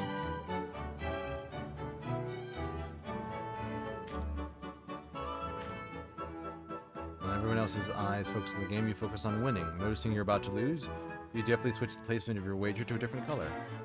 Ball lands in your newly selected pocket, and the gamblers erupt in a bevy of cheers and groans. Congratulations, madame. You seem to have beginner's luck. You've won 40 lira. Not wanting to risk your newfound gains, you favor the gamblers with a curtsy and depart the rest of the party with a few cheers at your back. Okay. Gossip. Favor. And Armand stuff. You know what? I'm curious about this. What is? Wander around for a while trying to find a conversation that feels right, but only end up feeling lost. Rather than wasting time on something that isn't working, you decide to get some fresh air in the garden. It's been difficult to focus all night and you're not sure why. Thankfully, you find the garden to be deserted, so you can just focus on yourself. While you're adjusting your stay so you can sit more comfortably, you consider your poor luck. It's not you, it's just that nobody has anything exciting to say right now. If nothing, this feeling is certainly familiar. Of course, when you last felt like this, parties were smaller. They were less elegant, and they felt less exciting than the one you're attending now. In fact, you were at just such a party, bored to the verge of tears and making conversation with yourself, when you heard someone walking up behind you. Ah, I'm sorry, I didn't realize the spot was taken. Oh. I was planning on fuming alone in the garden, but an occupier has already laid their claim. Don't waste your time dissembling, just join me already. Yes. Well, if you insist, madame, let it never be said I am refusing the calls of a charming woman, especially when she is as piqued as I am. Gain some favor with this handsome stranger. He sits down next to you and sighs, staring out of the darkness alongside you. With a rueful smile, he shakes his head, tussling his long hair back and forth. Everyone here just feels like going around in a circle. Everything here just feels like it's going around in a circle like a water wheel. The waters of the river rush onwards towards new thing, but the wheel merely spins. My apologies, I never introduced myself. My name is Armand. He never mentioned his last name to you, or even that he was a baron, until the third time you met. He pretended it was because he thought it was unimportant, but you know better. He was sick of the deference and groveling that came from his position. Might I ask your name? Yvette Ducot. It's a pleasure to meet you, Yvette. He takes your hand and gently kisses the back of it. Normally such an overtly familiar gesture would disgust you, but he does it with a light, practiced grace. Like it was the most normal thing in the world. Maybe you stare in each other's eyes as your gaze plays along his moonlit features. You wonder how you both managed to go so long without meeting. Now you've heard my woes. What troubles you tonight? What doesn't trouble me? This whole place is going nowhere, and it's infuriating. Ooh. Before you realize it, you find yourself unrolling a list of every enmity you have in town, punctuated by every one of their mental failings. It's a long list. I thought myself outraged, but it seems I was a mere pretender to the throne. He laughs as a cold wind causes you to shiver. You've gained favor with Armand. Unfortunately, I must go, or my presence will be missed. However, before I go, please take this. It's frightfully cold out here, he says, taking off his coat and handing it to you. His breath steams in the air, and the coat is still warm with his body heat. Did you feel the need to return it? I'd like to spend my Sundays reading at Le Cine, he says, gesturing in the direction of the tavern. With that, Armand leaves. The breeze blows, and you feel a brief shiver, so you wrap his coat around your shoulders. The collar smells like him, mixed with a trace of perfume. Like all memories, it begins as all once the most important elements pass. Pleasant memory of simpler times. Well, you manage to return your thoughts to the here and now. You cannot manage to completely discard the memory. The pull of fanciful reminiscence is as strong as it is sweet. With that, you return to the party.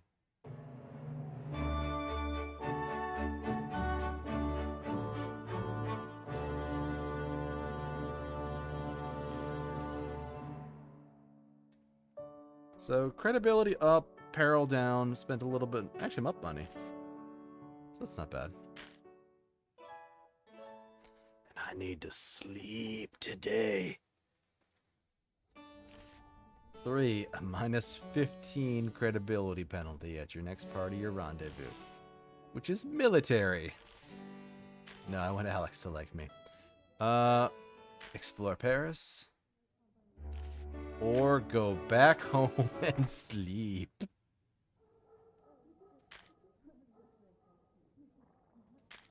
You no longer have any levels of exhaustion.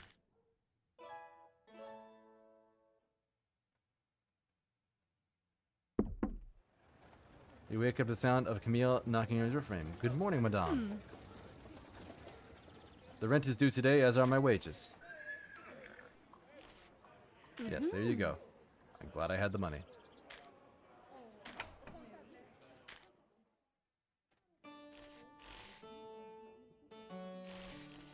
Go to the party.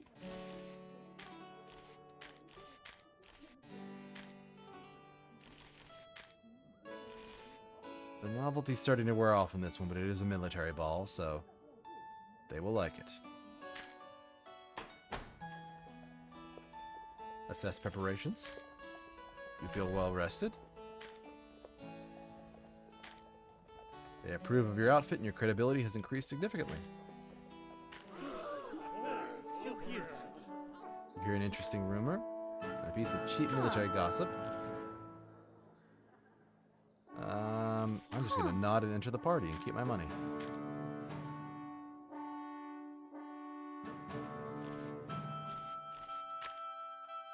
Cheap crown gossip, cheap revolution gossip, cheap military gossip.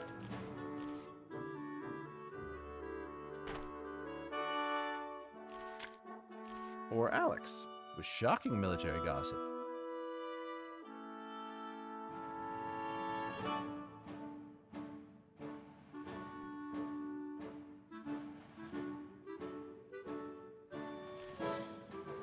Yeah, let's go talk to Alex. You approach Alex to chat with him, but you notice him suddenly step away from the crowds. He stalks his way to one of the tents. Looks like he's searching for something. Just as you arrive, he kneels on the ground, spreads his arms wide, ready to ensnare something.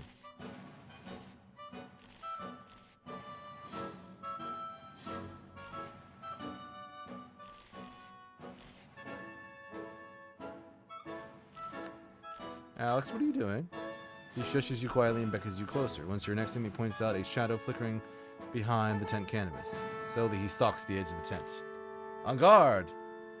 He springs around the side, snatching the strange thing up with a single hand. Wait a minute, you recognize that strange thing. Unhand me at once, I am innocent. I have 2 alibis. I have been framed, Pierre yells indignantly. Oh, it's you. Who are you and what are you doing here? This is a private event. Good sir, I am a humble representative of the 4th Estate. I'm here to report on what I see, and I keep our humble public duly informed on the state of affairs as they transpire. I've never heard of the 4th Estate. Is that a thing? Or did he just completely make that up? I feel like he just completely made that up.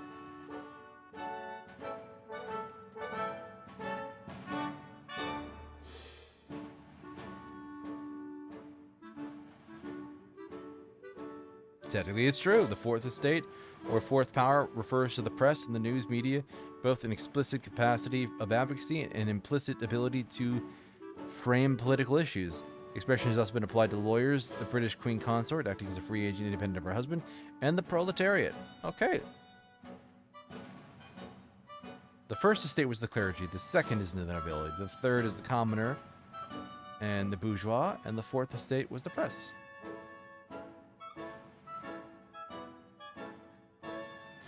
The first 3 were established during the French Revolution. The 4th was a term coined in the early to mid 1800s. So it's an anachronism. Lovely. I like it though.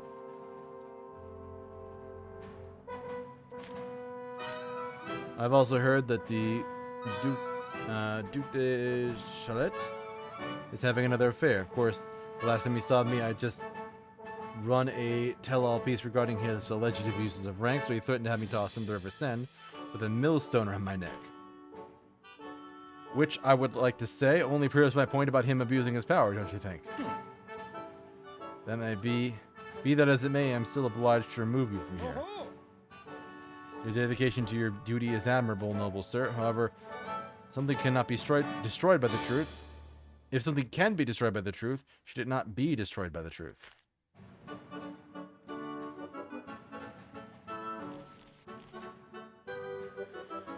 You'd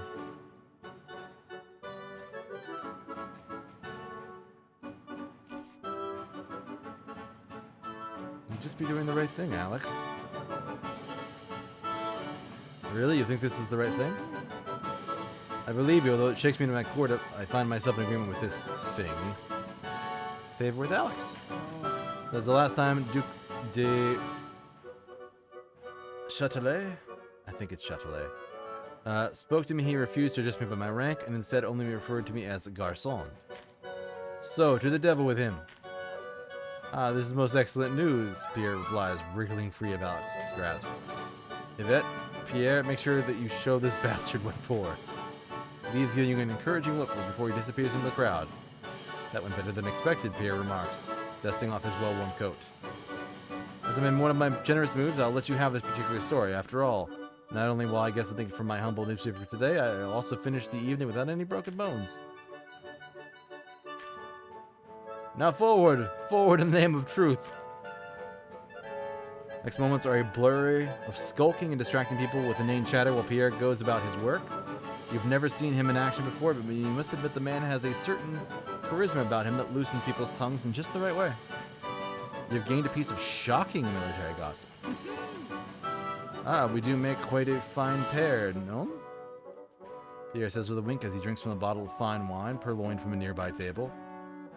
Wait, don't answer that, he says hesitantly, slowly concealing the bottle inside his coat. I think that our dear friend Alex may not have only been the only person here to notice me. Merde! He yells as he breaks into full sprint, fleeing from a pursuing set of guards. You do your best to look innocent, as they seem to ignore you. Looking around the collection of tents and guests, you search for the next interesting thing to investigate.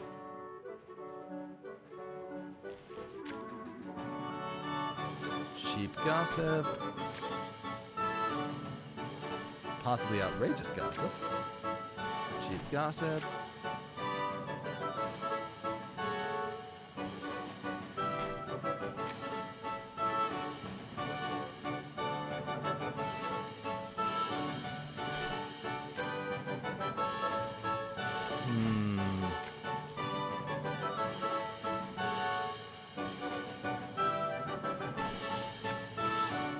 Soldiers having trouble consorting with the other military spouses of the event.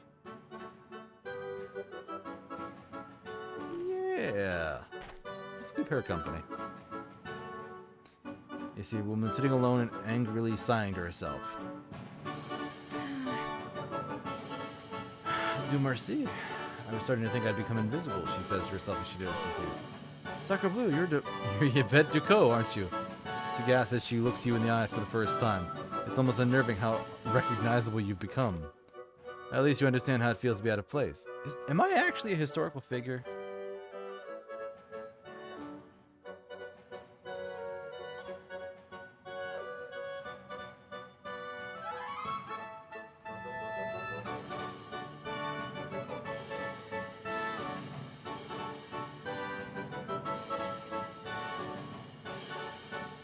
I'm just finding things for the game.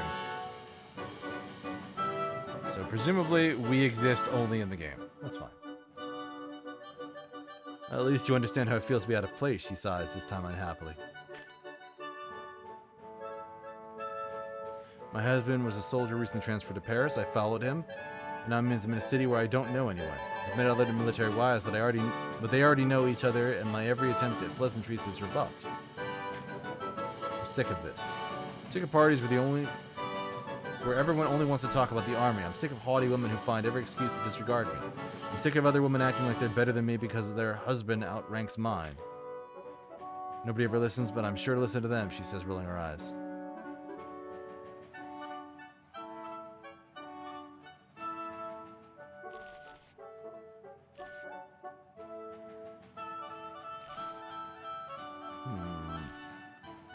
What do you hear when they ignore you?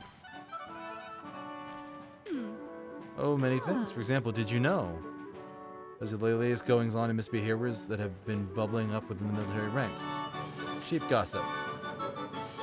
And honestly, it gets so much worse than that. Worse, tell me more. Before we continue, I want you to know that I know you're using me. You've lost a bit of credibility. However, I simply don't care at this point. What do you think of this? gain a piece of shocking military gossip. I must say it's been a pleasure, but I must be going. Bon chance.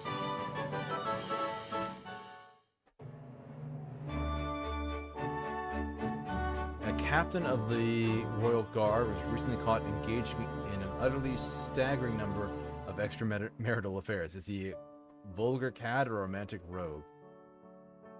Cheap gossip. The king plans to weigh in on legal cases where an enlisted man struck an officer during an argument at the local theater.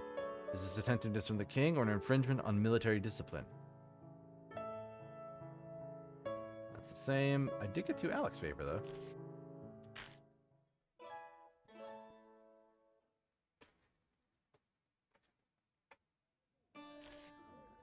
I definitely need to make sure I have enough money, though. Which will be interesting because we've got two parties here. So this is a party with the revolution.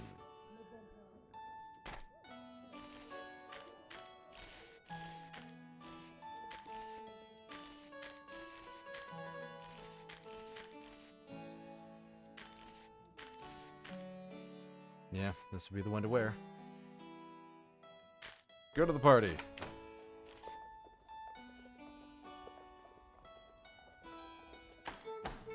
Head straight there.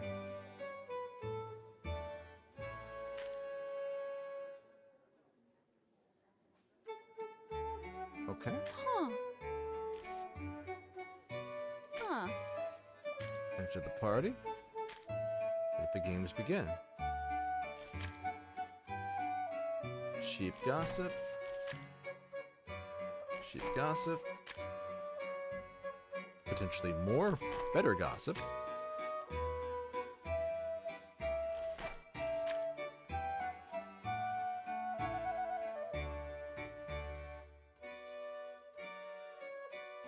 There's a lot of potential rewards for this one. Speaking with a revolutionary woman, you feel like you should be able to obtain some valuable gossip. However, first you'll have to contend with an interloper whose faux concern seems hell-bent on stymiaing conversation at every turn. A self-satisfied judge and his sycophantic companion are openly discussing the details of a case. Well, that doesn't sound like good gossip fodder, then nothing does.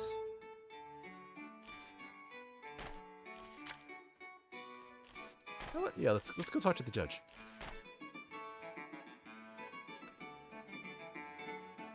Come across a man attempting to win favor of a local judge. We are glad to have a man of such august reputation amongst us, though I must ask why you're still wearing your judiciary robes. Oh, don't worry about this. My final trial of the day was running quite late, and I didn't want to disappoint our host. I know she was very eager to see me. You're not certain that's completely true. In fact, you're certain that this judge is the sort of person who requires a naval uniform just to take a bath. Well, who might you be, madame? Yvette Ducot. Ah, the honor's all mine, he says quickly, not paying much attention to your introduction. Funny, I was almost late. As it happens, my last case today involves some prominent revolutionaries, though neither the charges against them nor the verdict are yet to be made public. I'd explain it further, but this case requires discretion. I'd hate to confuse the young lady. Please? I'm just having such a hard time following this.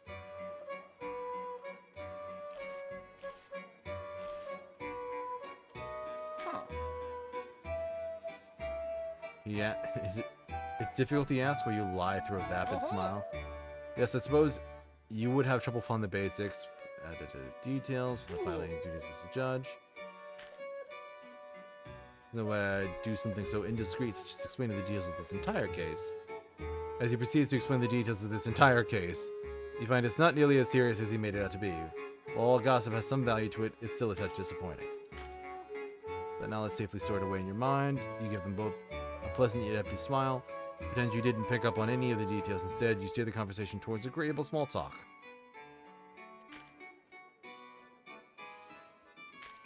Aww.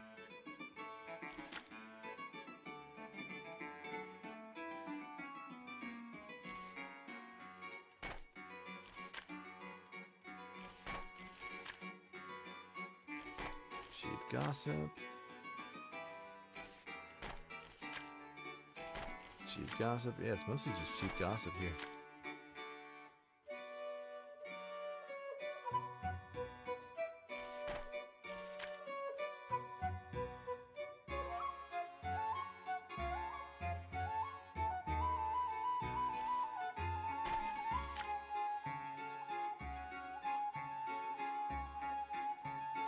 Yeah, let's talk to them. Yourself drifting in someone else's conversation like ship being pulled in by the tide. Two men who look exactly the same but with different color palettes are having a hushed, intense conversation as revolutionaries are wont to do. But I still remember Benjamin Franklin, the American ambassador, was supposed to go back to the United States for some reason. However, he decided to stay after he made such headway on religious tolerance with the Edict of Versailles. You managed to take their conversation in, but you simply can't get over how similar they are. Are they brothers? They attended so many Oh, we're actually calling it out. I love it. He can speak of tolerance all he wants, but it's meaningless while he bows and scrapes to every courtier in Versailles. France paid dearly in blood and coin to help these Americans win their republic, and what did they do in return? They licked the monarchy's boots. It's outrageous. Something should be done. Does it sound like it's time to give Monsieur Franklin a better offer? When they've shown his true colors, let the monarchists have the old fool.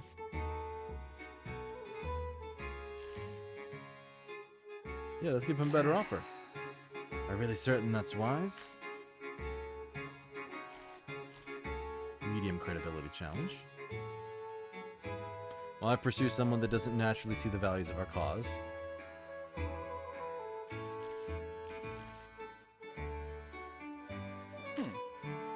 Solidarity with those that consort with our enemies. An alliance built on courage and favor will splinter at the first sign of conflict. The value of our cause is self-evident. If Monsieur Franklin cannot see that, then the fault lies entirely with him. Ooh, credibility down.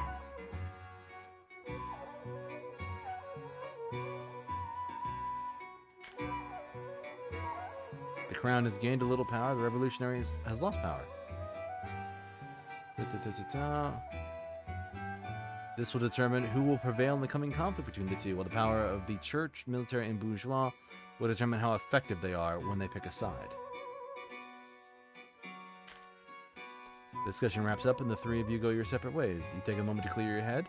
Hopefully you won't let a future conversation get away from you like that. Yeah.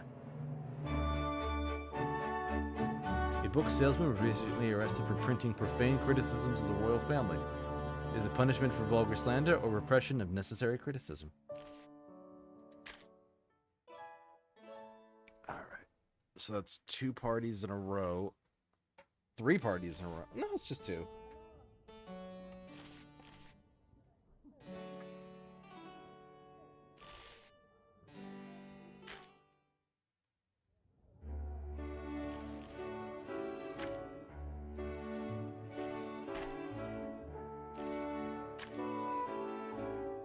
Shocking gossip.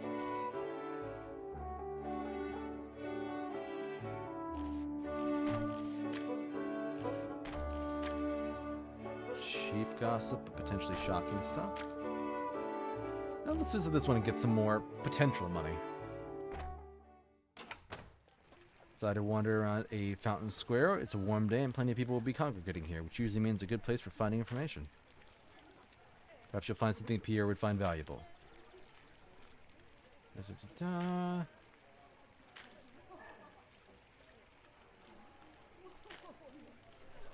Oh, he looks nice. I like his design.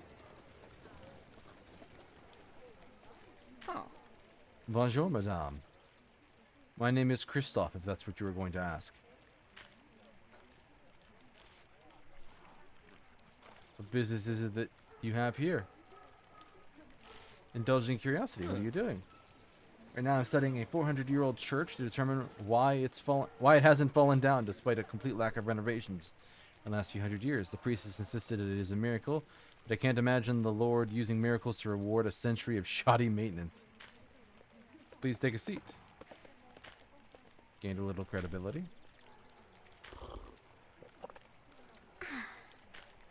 Lost a level of exhaustion too. Nice. Judging by your interest in the affairs of strangers, I can imagine you have a thirst of gossip, yes? Then would you prefer to learn something of interest about the military or the revolution? just tell me about the military, please. As I suspected, here's what I've learned. I spent the next few minutes detailing some gossip concerning the revolutions. It's certainly an interesting story. Something about the whole exchange feels rather untoward. Without the pretense of intrigue, it seems so heartless and mercantile. You've lost credibility, but gained a piece of shocking revolution gossip. We talk for a little longer, but the conversation eventually winds down. He pauses to check his pocket watch and says, I'm sorry, but I must head to the Bastille. If I'm to study it, I need to do so before I lose the sunlight. Au revoir, madame. Alright.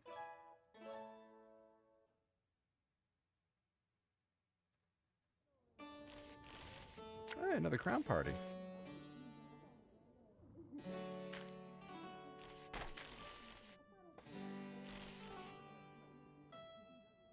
And I only have one level of exhaustion right now. Time to make some money.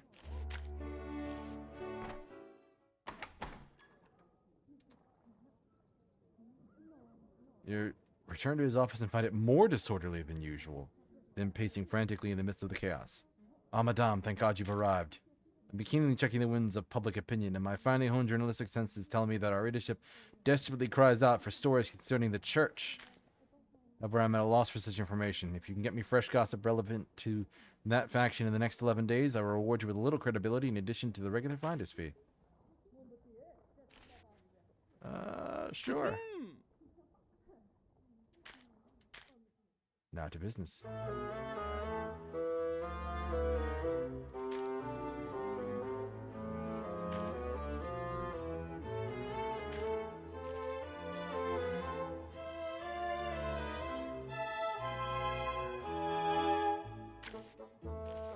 Sell. Sell.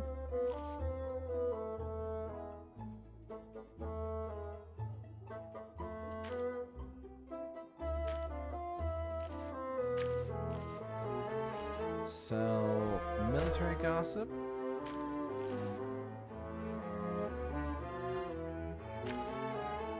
Increase the power of the crown slightly.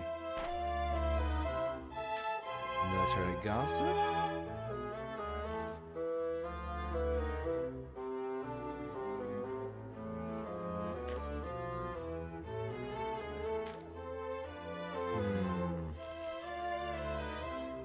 Pedal influence to increase the military significantly. And let's sell the rest.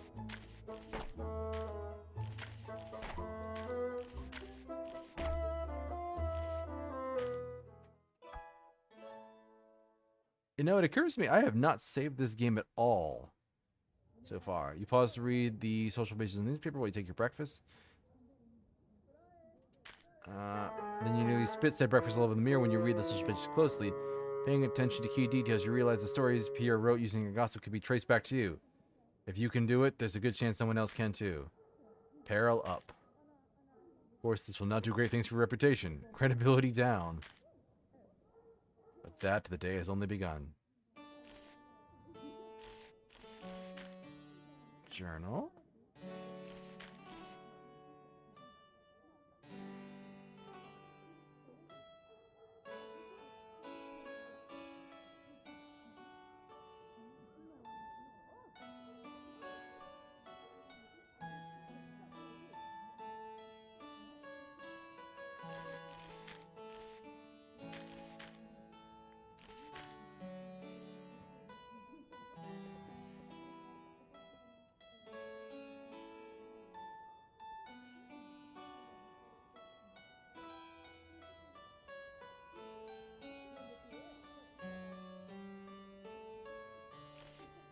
Interesting.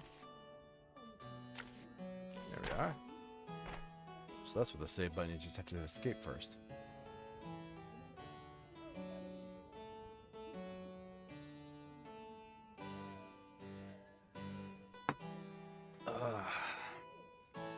It's an interesting game.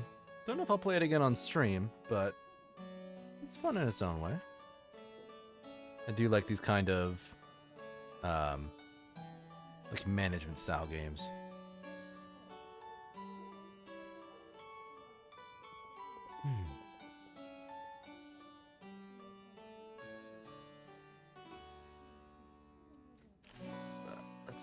else we can do? How's my wardrobe looking? So I've got a church outfit that will also work for military. This one is my only that has bonus for the revolution, and this one is the crown.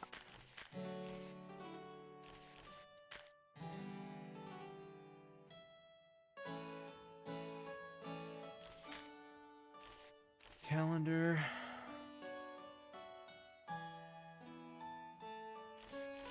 Oh, he went to church gossip. I'm going to a church event tomorrow. Let us explore Paris.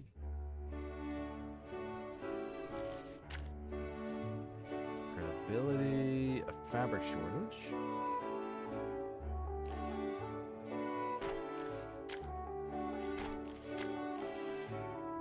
Outrageous gossip.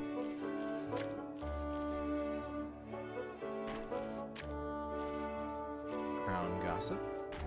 Shocking and... Oh, one's shocking, one's outrageous. This is a fabric thing, which we needed to talk to a dressmaker. So, maybe. It'd either be here or over at Le Petit Mobile.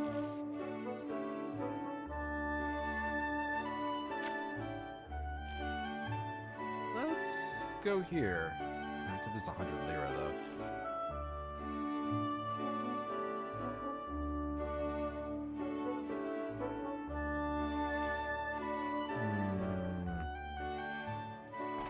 Let's try this one.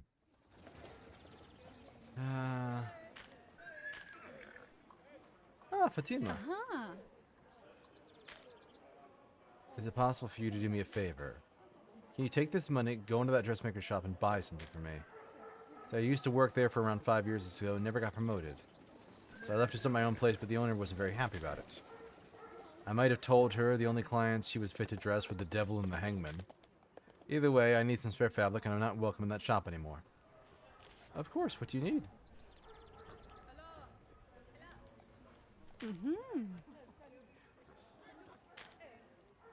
You gain credibility and lira.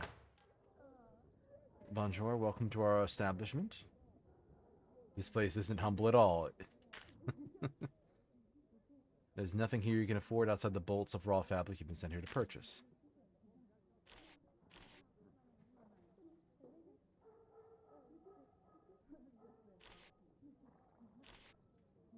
Yeah, could I acquire some spare fabric here?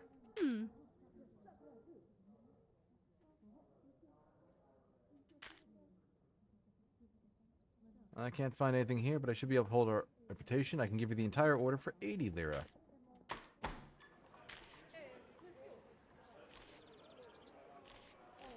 Return the extra money. Yeah, I'll see what that does. Here, that's fantastic. Gain credibility.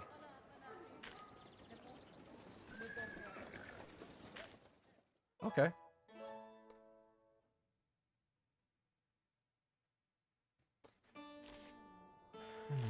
So we've got 2 events, and then I will need to rest, but I have plenty of money to pay people.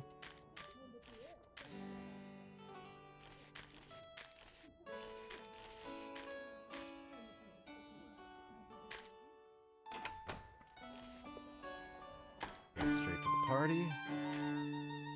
Credibility up, credibility down, cheap church gossip. Pay the host, and decrease my peril a little bit, please. I let the games begin. Shocking crown gossip, shocking revolutionary gossip, shock. Ludovici. Credibility. Or more church gossip.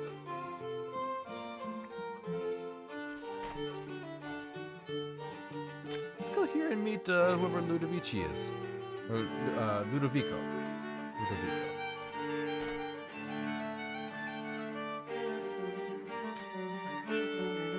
And a priest reading a book.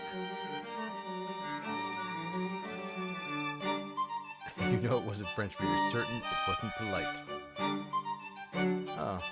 Forgive me, Father. That was my fault. My name is Yvette.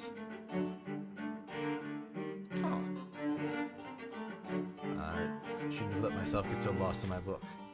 I am Father Sidolti? Beg your pardon, I swear I'm normally more social. Just my recent assignment has been rather unbearable. How so? Tell me more. My superiors in Rome assigned me to interview one Monsieur Belland. We're trying to form a complete picture of the situation in France. Tonight I tried to speak with him, but he is awful. I've never met a man so determined to see the worst in everything.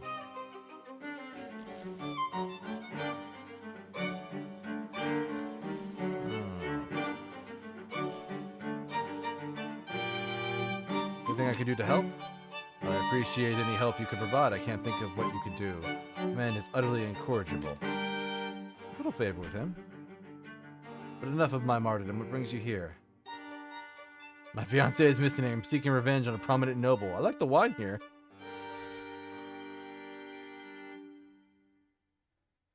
I'm here to show my support for the church and its good works. Much better than saying I'm seeking revenge on a prominent noble. At the moment, a dour and unsatisfied-looking man enters the room, his brow knit in a permanent furrow.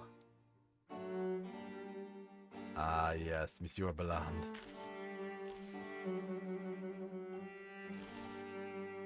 I'm sorry, Monsieur Belland. He is assisting with a matter of faith that cannot wait.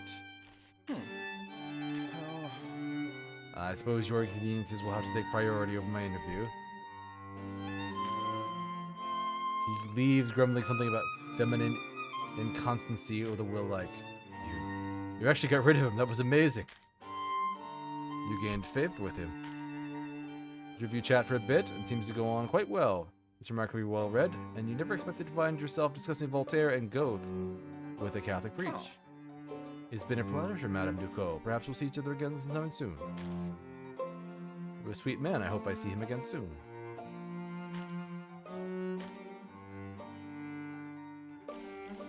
Oh, hey, who are you? Shocking bourgeois gossip. Church gossip. Church gossip.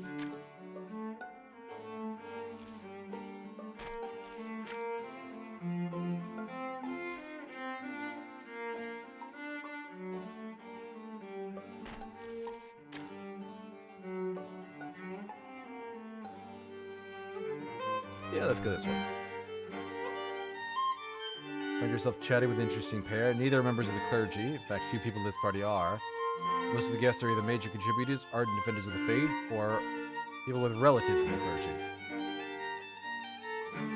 Conversations are more subdued than some of the other parties you've been to, but no less interesting. In fact, you've managed to hear some very interesting things. Cheap church gossip. But have you heard anything else about... He wiggles his eyes significantly. Oh, there have been some developments.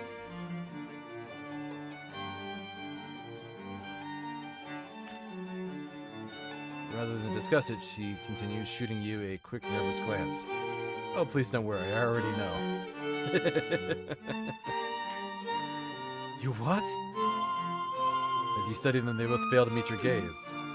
I don't know who could have told you, but the fact that this is getting out is already not good. Don't worry, I think we could trust her. Gained a little credibility. He starts discussing these developments and you find them genuinely surprising. The details are quite damning, especially for a group like the church who's making an effort to wash their hands of sin. A piece of scandalous church gossip. Oh.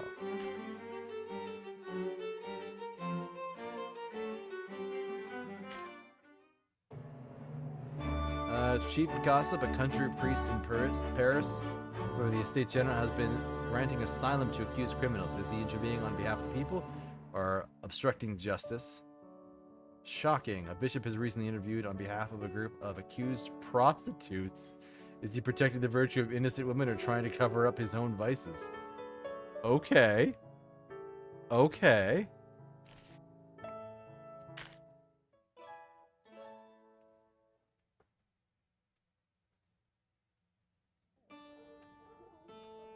I have another party. With the crown, no less. -10 credibility hurts, but hopefully the dress will offset it. overall I'm up and I have a piece of cheap crown gossip. Here, take my money. Reduce my peril.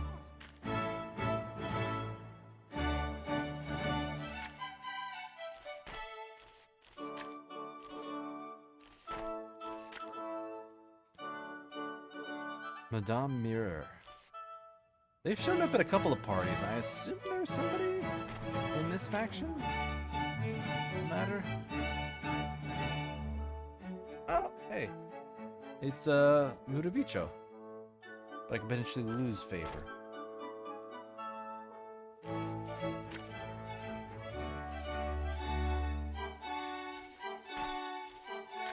Let's go check this out, because I've seen this around.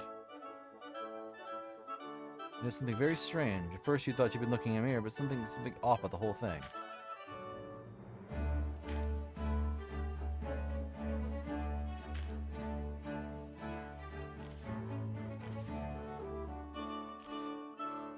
Yes, the business.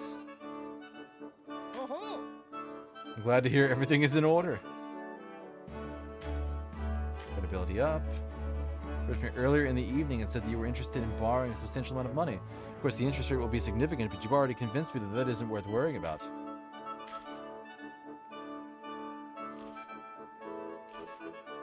Why did you change your outfit, monsieur? Excusez-moi.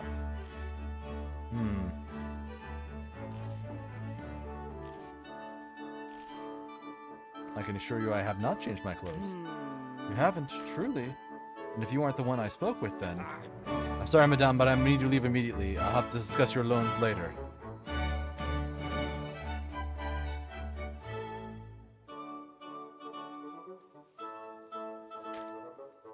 Peril up.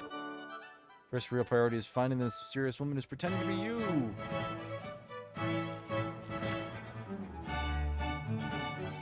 You catch the sight of the doppelganger you spotted before. The time has come to put an end to this loathsome charade. Or charade. You freeze in your tracks when you spot her. It's your last encounter. You've been looking for her. This is the woman who's been imitating you and even had the audacity to try and take a vast loan in your name. Sneak up on her. It's so lovely to meet you, Madame Ducour, says the guest speaking to the imposter. Now that you're close to your double, you have to admit her resemblance to you is uncanny. I have to admit I've been extremely busy since I arrived in Paris. So many people have offered me their help, and it's been wonderful to take them up on their generosity. Madame Ducot, there appears to be somebody behind you. His name is just Rube. Oh, who's that? It is, how can I say, it's you, madame. Buster whirls around to see you and is greeted by your glaring countenance. Perhaps I should leave this discussion to the two of you, he says, slinking away from you both. He skulks away, leaving you with your double. The imposter looks you up and down, but doesn't seem perturbed by your presence. Or at least she's doing a great job of hiding it. I don't suppose it's too late to say you have the wrong woman. Yes, it's a little late for that.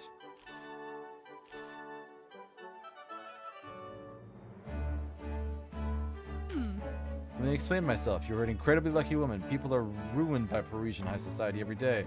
And you happen to be ruined in a way that actually gave you opportunities. I realized one day how much I looked like you and thought, well, she was given a second chance. Why don't I deserve one too? The first thing she did with the second chance was to try and take out a mountain of loans in your name. But she seems to be willing to gloss over that important detail. I managed to collect some money from some sympathetic nobles, and I've heard an interesting secret. Those bank loans never came through for some reason.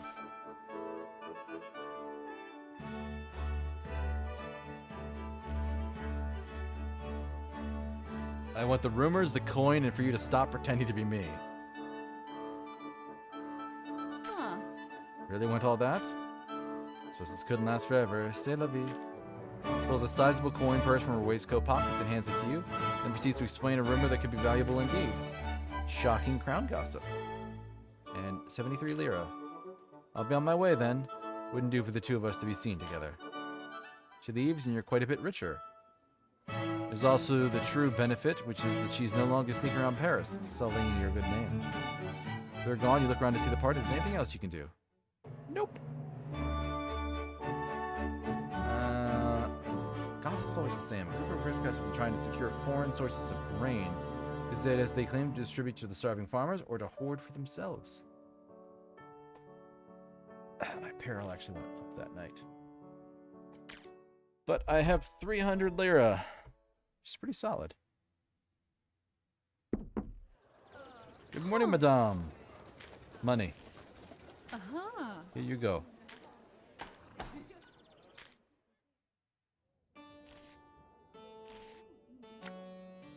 Party with the bourgeois.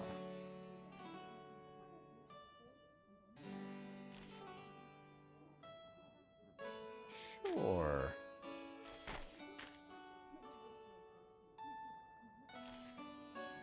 I have 3 levels of exhaustion.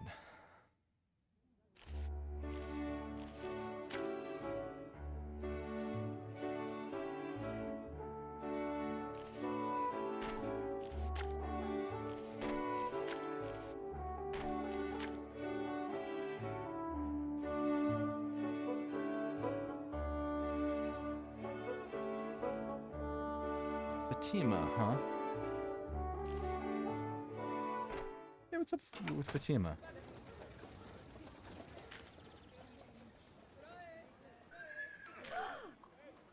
By the time she notices you, you're practically standing next to her. She gasps and hops back with you.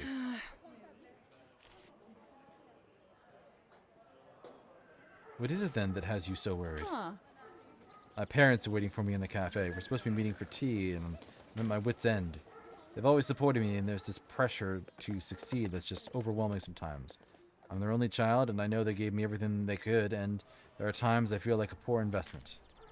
To be honest, my business at Le Petit Morgul has been struggling for months. In fact, your loyal patronage is one of the only reasons I'm still in business. I know my parents, the first thing they're going to ask me is how the store is going, and why am I telling a customer this? This is what my life has come to. I'm dreading that someone is going to ask how I'm doing. I'm either going to lie to them or tell them the truth and bear the disappointment. I don't even know which choice is worse.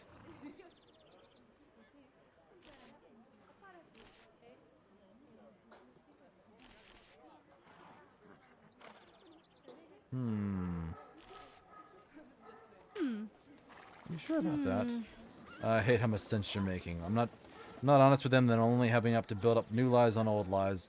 And that's just inviting the devil into your home. It'll only bring problems. Credibility up. Here goes nothing. Well, let's fail. At least I'll get some good tea and pastries out of the bargain.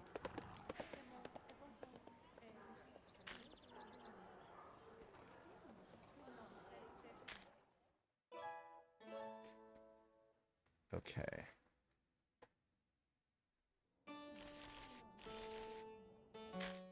Explore Paris.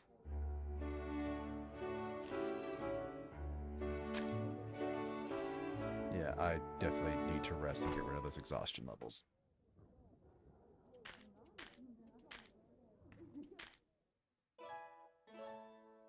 Should probably fix up the house too, because like the shutters look like crap.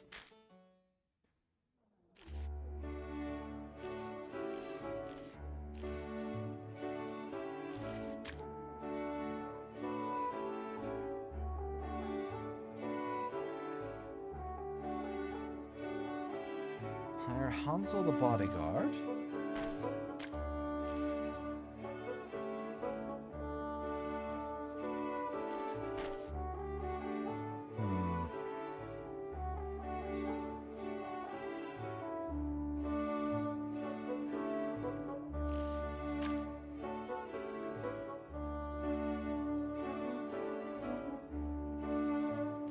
Let's try the bodyguard. See what that'll cost.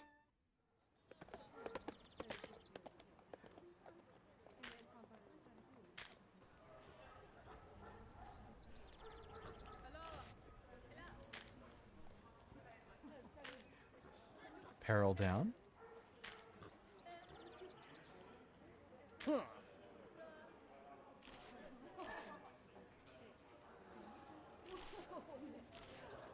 Increase your apparel by a large amount.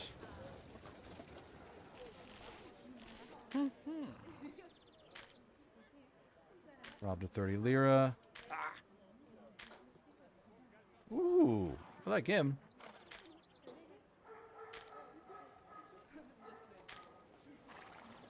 Your job is taking other people's money, and sometimes that involves hurting them. My job was killing, plain and simple. Now I'm retired from that job, so walk away before I step out of retirement. Oh, give me back my money.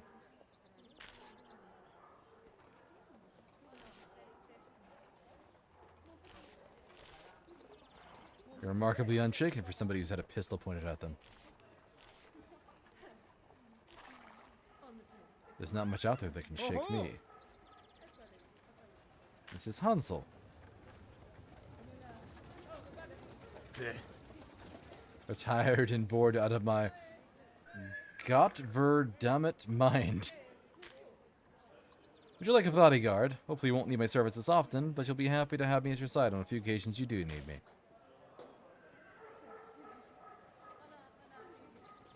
Sure. Wunderbar.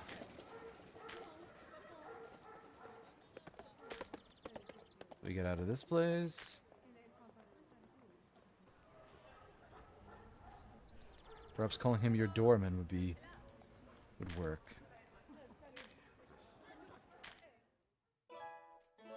All right.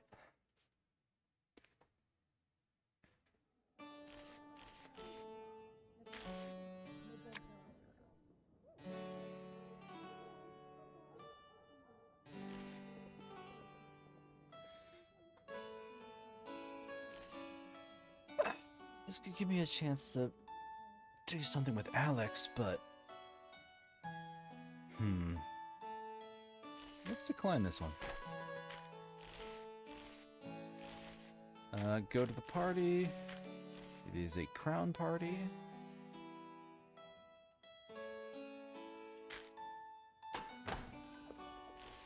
Head straight in.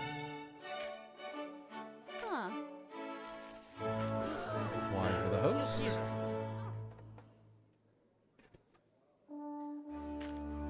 Now let the games begin.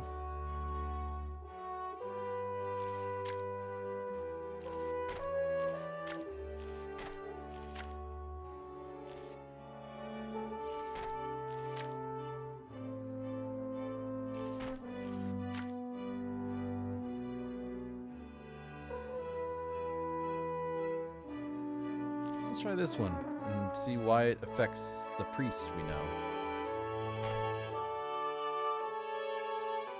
You come across two people speaking in low voices. Their entire persons give off an aura of nervousness and excitement. They reek of secrets, drawing you like a moth to a flame. Huh.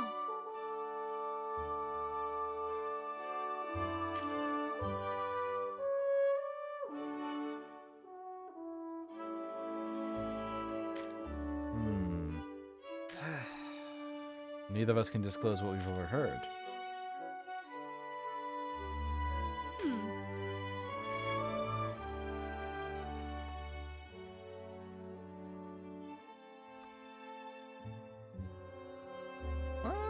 Let's find out church information.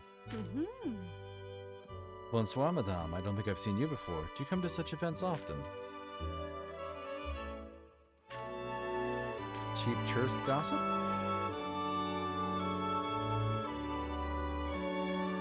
Of course, obtaining secrets from somebody who's terrible at keeping them essentially means your being discovered is all but inevitable. Once you obtain the gossip, it's like a floodgate has been opened. You find them surprisingly entertaining.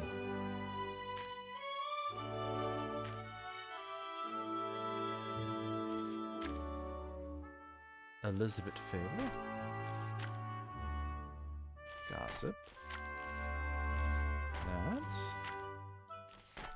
Let's see who this Elizabeth is.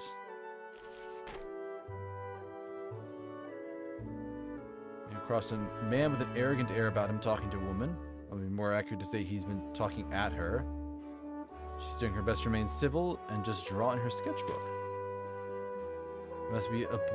It must be obvious to you your work peaked at the 1783 salon. Why else would all of your portraits of women look the same after that? My clients dress however they wish for their portraits. My role is merely to capture them as they are in their lives. Is it wrong that so many women wish to look like Her Majesty?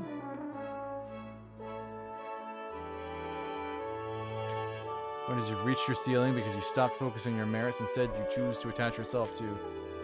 I'm sure that's really interesting to somebody, but I'm done now. Madame Lebrun.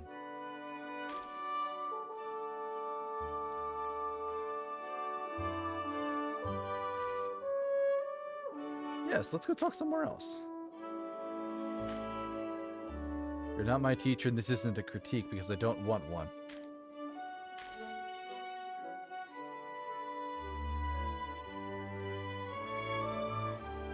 Critique is something you ask for. I never asked your opinion, so I don't need to listen to it. Yeah, she's right.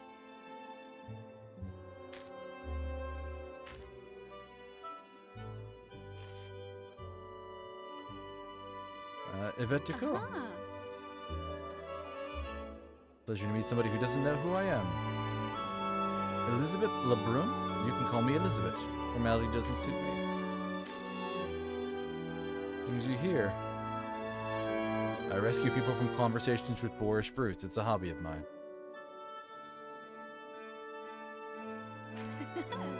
You play the heroine. Hey, favor.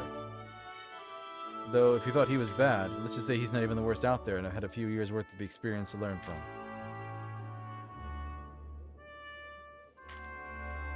Bit of favor? There's other business I need to attend to. Yeah, perhaps I'll see you again.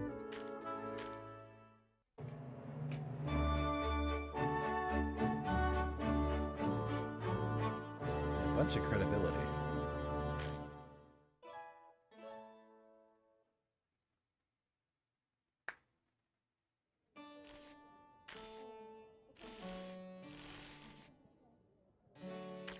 All right.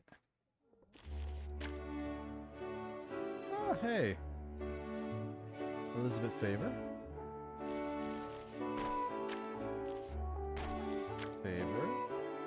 Gossip. Let's see here. Potential rewards. Hire Maurice the tailor.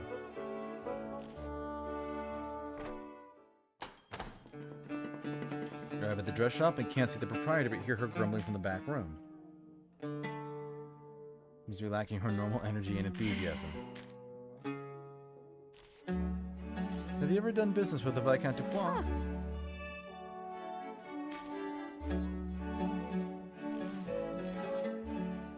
How do you know her? I'll be honest with this woman. She snubbed me at a party. I hate her. Really? It looks like we have something in common, though it tends to make us unpopular. In case the Viscountess didn't snub me at a party, she did so here.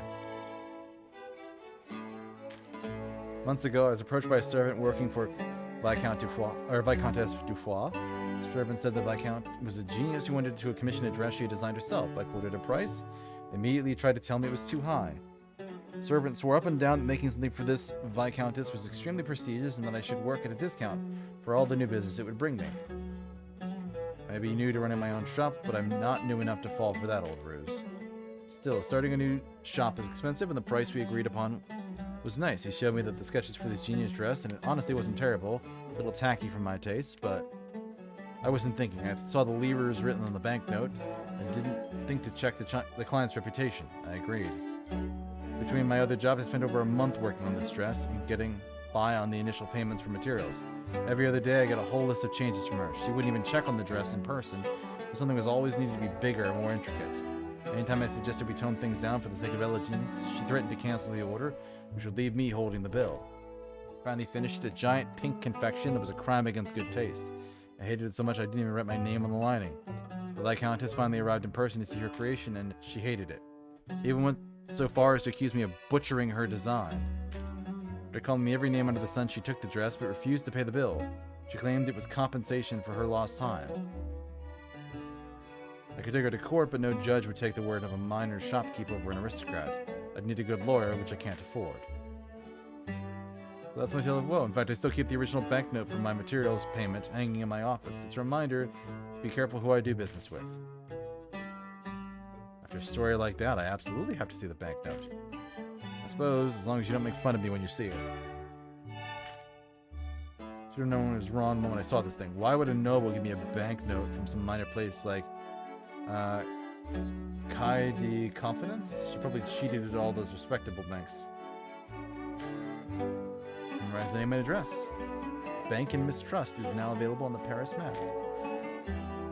So, shall we do business? Yes, let's.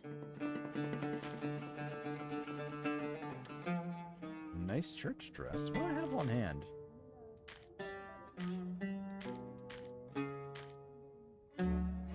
bit for the church, but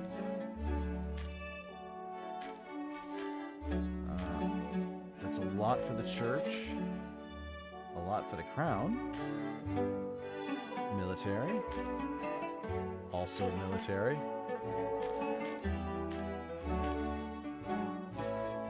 and this is a lot. This is actually pretty neutral.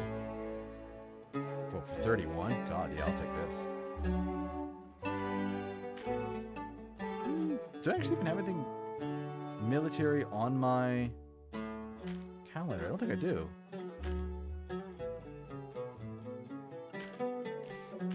What do I have here? I have nothing that benefits me with the bourgeoisie.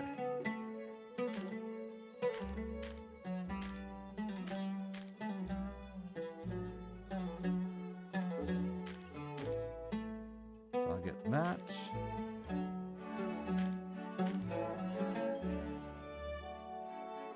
And this would help more with the church.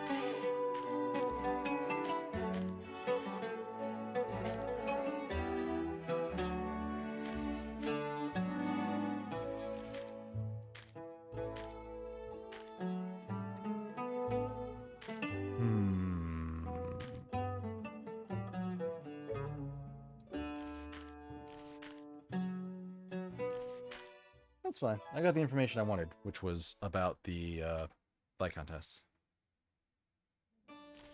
And I've still got 3 days for the next party.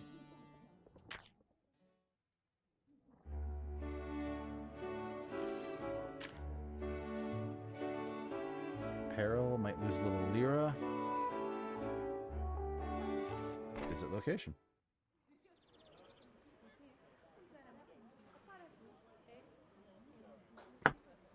You've never heard of this particular bank, but you assumed it would look like a bank. Find yourself standing outside a squat building with stone walls and a reinforced door. Huh. You see the same fake smile used by anyone who has to be nice for a living.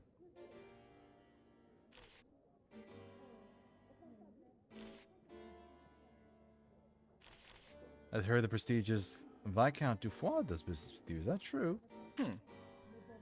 We do not disclose the identities of our clients, but I can say we have the privilege of doing some business with some prestigious individuals. He waggles his eyebrows at you as subtle as fireworks display.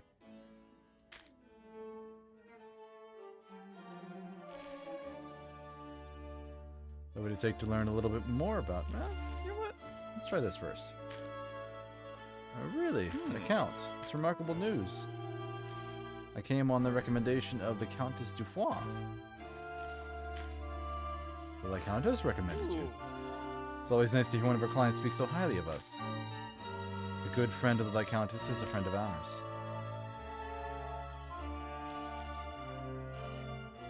The minimum to open an account is 500. You would draw 200 lira from my account at La Banque Protestant. Never in your life have you lied as outrageously as you have right now. He doesn't seem to notice. Of course, I shall leave at once to fetch the deposit from this. Please make yourself at home. Before anything, he disappears, leaving you alone at the bank, alone with all the ledgers and records. Yep.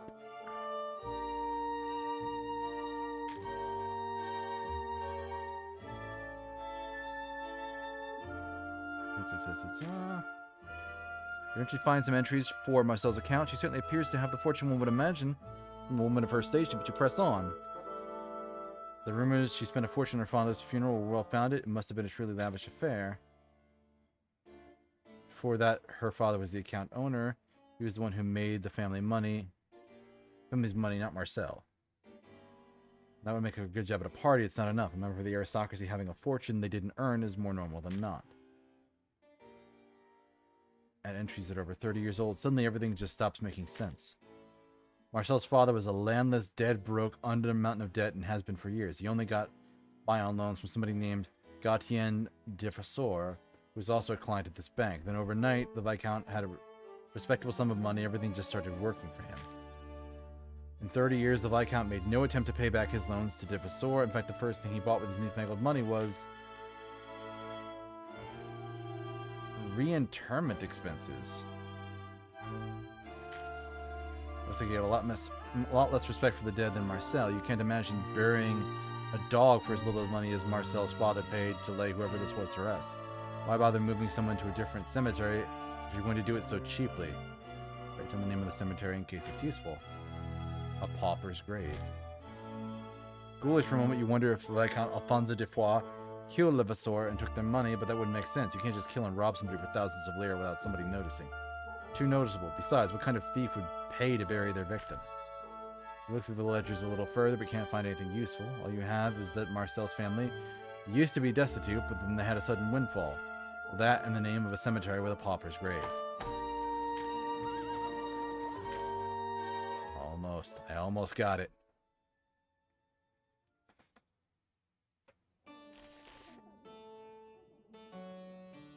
Alright, let's see.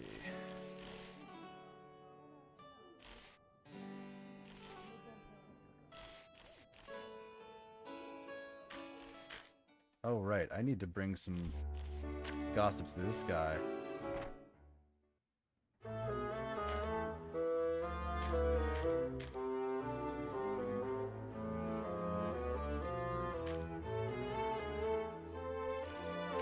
Sell gossip. And that's exactly what he wanted. Sell crown actually. Increase the power of the crown significantly.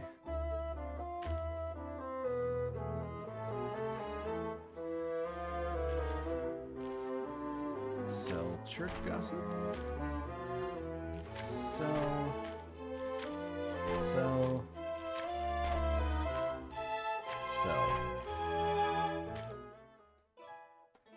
400 lira should be very nice. Good morning, madame. Rent is due today. 70.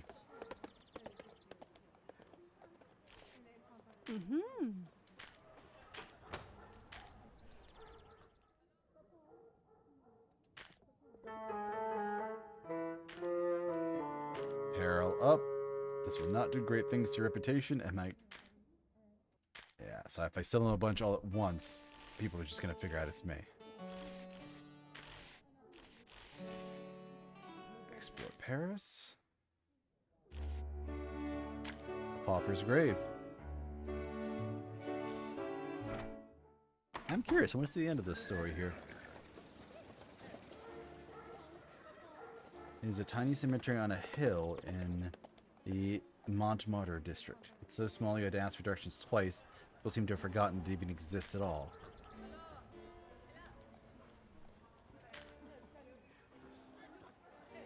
You're not sure what you're looking for, not even the name of the dead man you come here to investigate.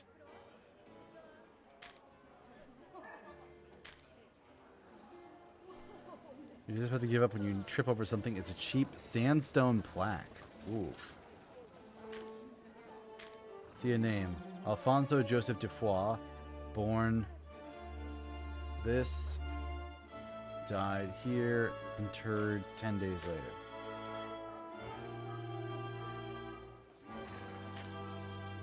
That's it. That's what you're looking for.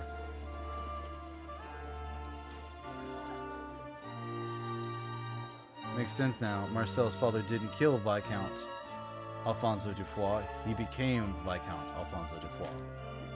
The old Viscount, the real Viscount, had been a destitute nobleman. He received loans from Marcel's father, Gatien Levasseur. When the Viscount died, Marcel's father must have found out, impersonated him, and had the grave moved to this cemetery, far from any prying eyes. A few small bribes to silence the grave diggers, and nobody would be the wiser. That's why the Viscount never paid back his debts. Why repay yourself? Marcel's father isn't a real nobleman. He's just using the title of a dead man. The noble title would be easy to avoid taxes, secure loans, and do all the things one would need to amass a fortune. Her father isn't a real member of the nobility, and neither is Marcel. Her family's storied history, her fortune is all built on a lie you know the truth of, and you have the proof right in front of you. You cover the grave marker again with dead leaves and carefully put away the rubbing you've made of the plaque. Now it's time to find a way to face Marcel. Soon your revenge shall be complete. Yes. Yes! You find 2 things on your nightstand. It's letters sealed in wax and a gaudy invitation printed on pink paper.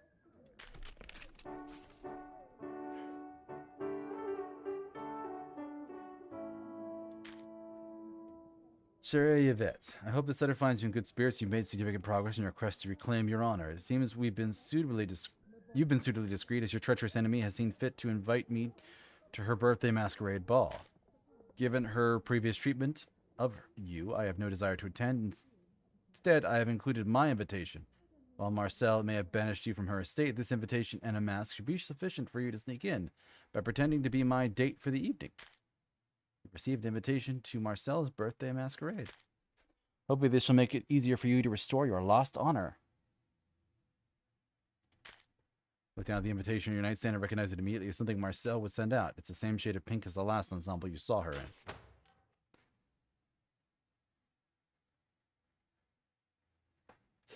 Good morning, madame. Where could I find a party mask? Or, Camille, I need to ruin someone's birthday party. Fetch me a mask immediately. Uh-huh. Oui, madame.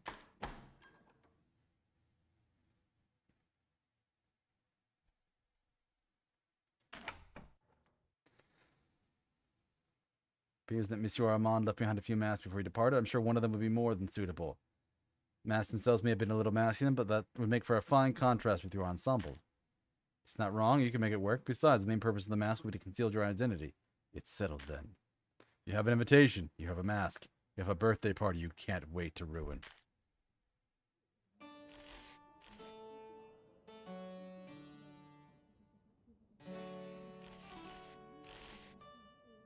Oh, that's a crown party. Ooh.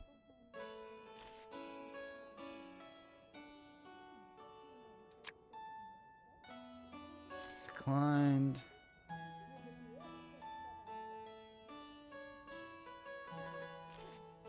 No, I want to rest. I want to go into this one fresh. Alright, attend this party. This is with the bourgeois. Or bourgeoisie.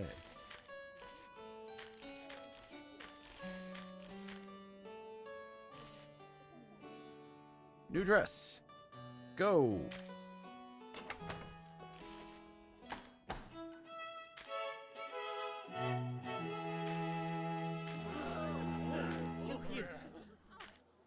Let the games begin.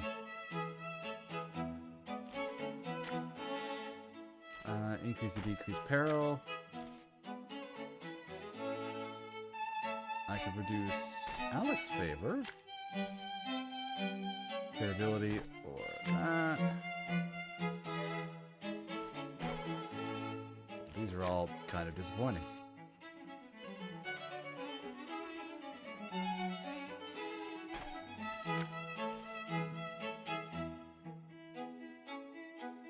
Honorade. Who's the Honorade?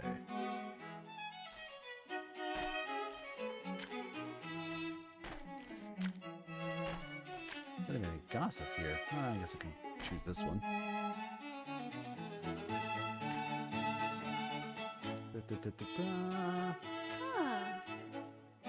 Bonsoir, Madame Ducot. I'm sorry for approaching you so suddenly, but I was wondering something.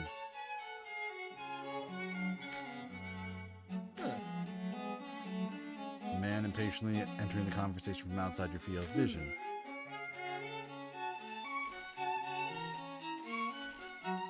You have my attention. My husband and I are a lively but discreet married couple, and you're an interesting woman, and very attractive, her husband interjects over her. I don't know why you had to bring that up right this second. Uh-huh. We're looking for a woman like yourself to join us. Uh-huh. Uh-huh. In a way, the proposal is almost adorable. Most well-to-do couples that grow tired of each other usually just skip straight to the silent, furious adultery. So you don't know why you'd act as a stand-in just to rekindle their flagging desire.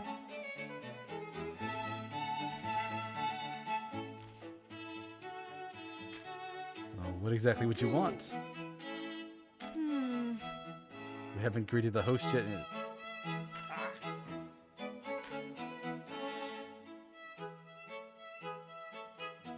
If nothing else, this particular type of scandalous foolishness makes for great gossip.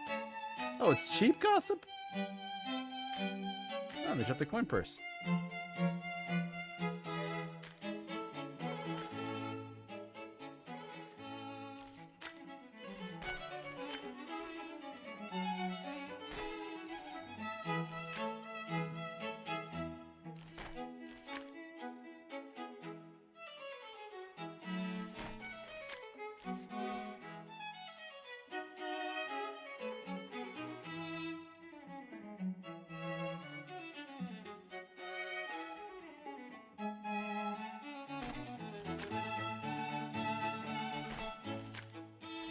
Let's see if I can reduce my peril a little bit. Someone is impugning your good name on behalf of one of your enemies. Andy Cromer may have a solution to that.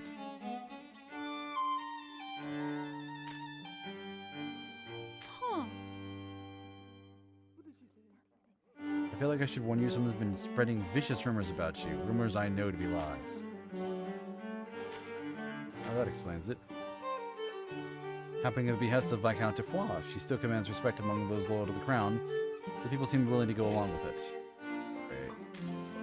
What I heard, they're trying to insinuate that you are involved with someone other than your fiancé, and your affections for them are mercenary in nature. These rumors say that your original rescue at the hands of the honorable soldier, Corporal Jamal, was staged from the very beginning.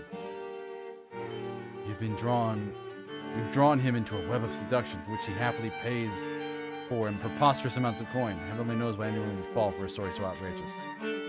As for my role in this person actually spreading this ludicrous version of events is someone whose fabrications daily once cost me my career. An unctuous little man who'd sooner grasp a red-hot iron than the truth. My proposal is simple. Now that you're the target of his malicious intent, we shall start a false rumor about you.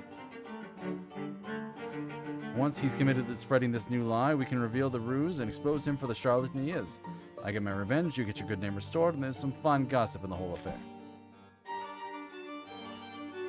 I enjoy vengeance more than the finest of wines. Please go on.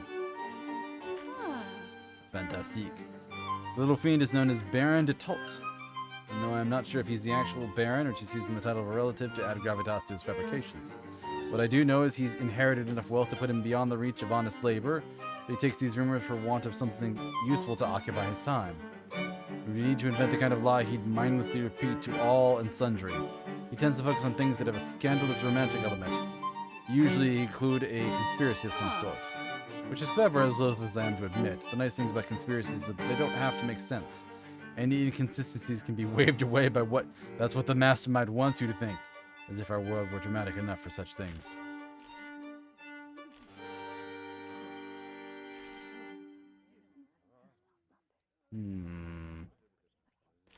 If I turn my romantic sights on an old widower. When I say I'm starting to court a foreigner recently arrived in Paris. Almost there, not quite. We have to finesse it a bit to make it work. No. So why are you doing this?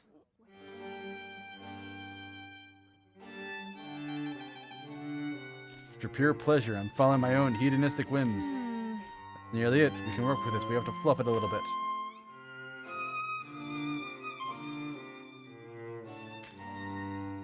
I'll accidentally drop this little intrigue of ours in a conversation. I'm sure he'll be spreading it like the pox. We can meet up again soon and put an end to his slander.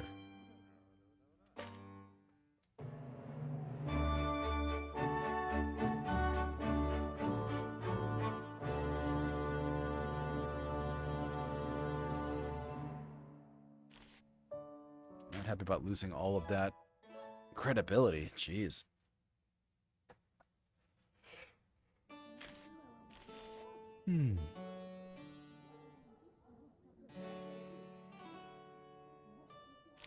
That might be where we call it for the day. Overwrite the save file. Yeah, let's call it there. And raid somebody. Not sure if I'll return to this again. Maybe we'll do it next week. Maybe we'll play something else. We'll see. But, anyway. I see somebody online. I'm going to double check to make sure that they're not about to go raiding themselves.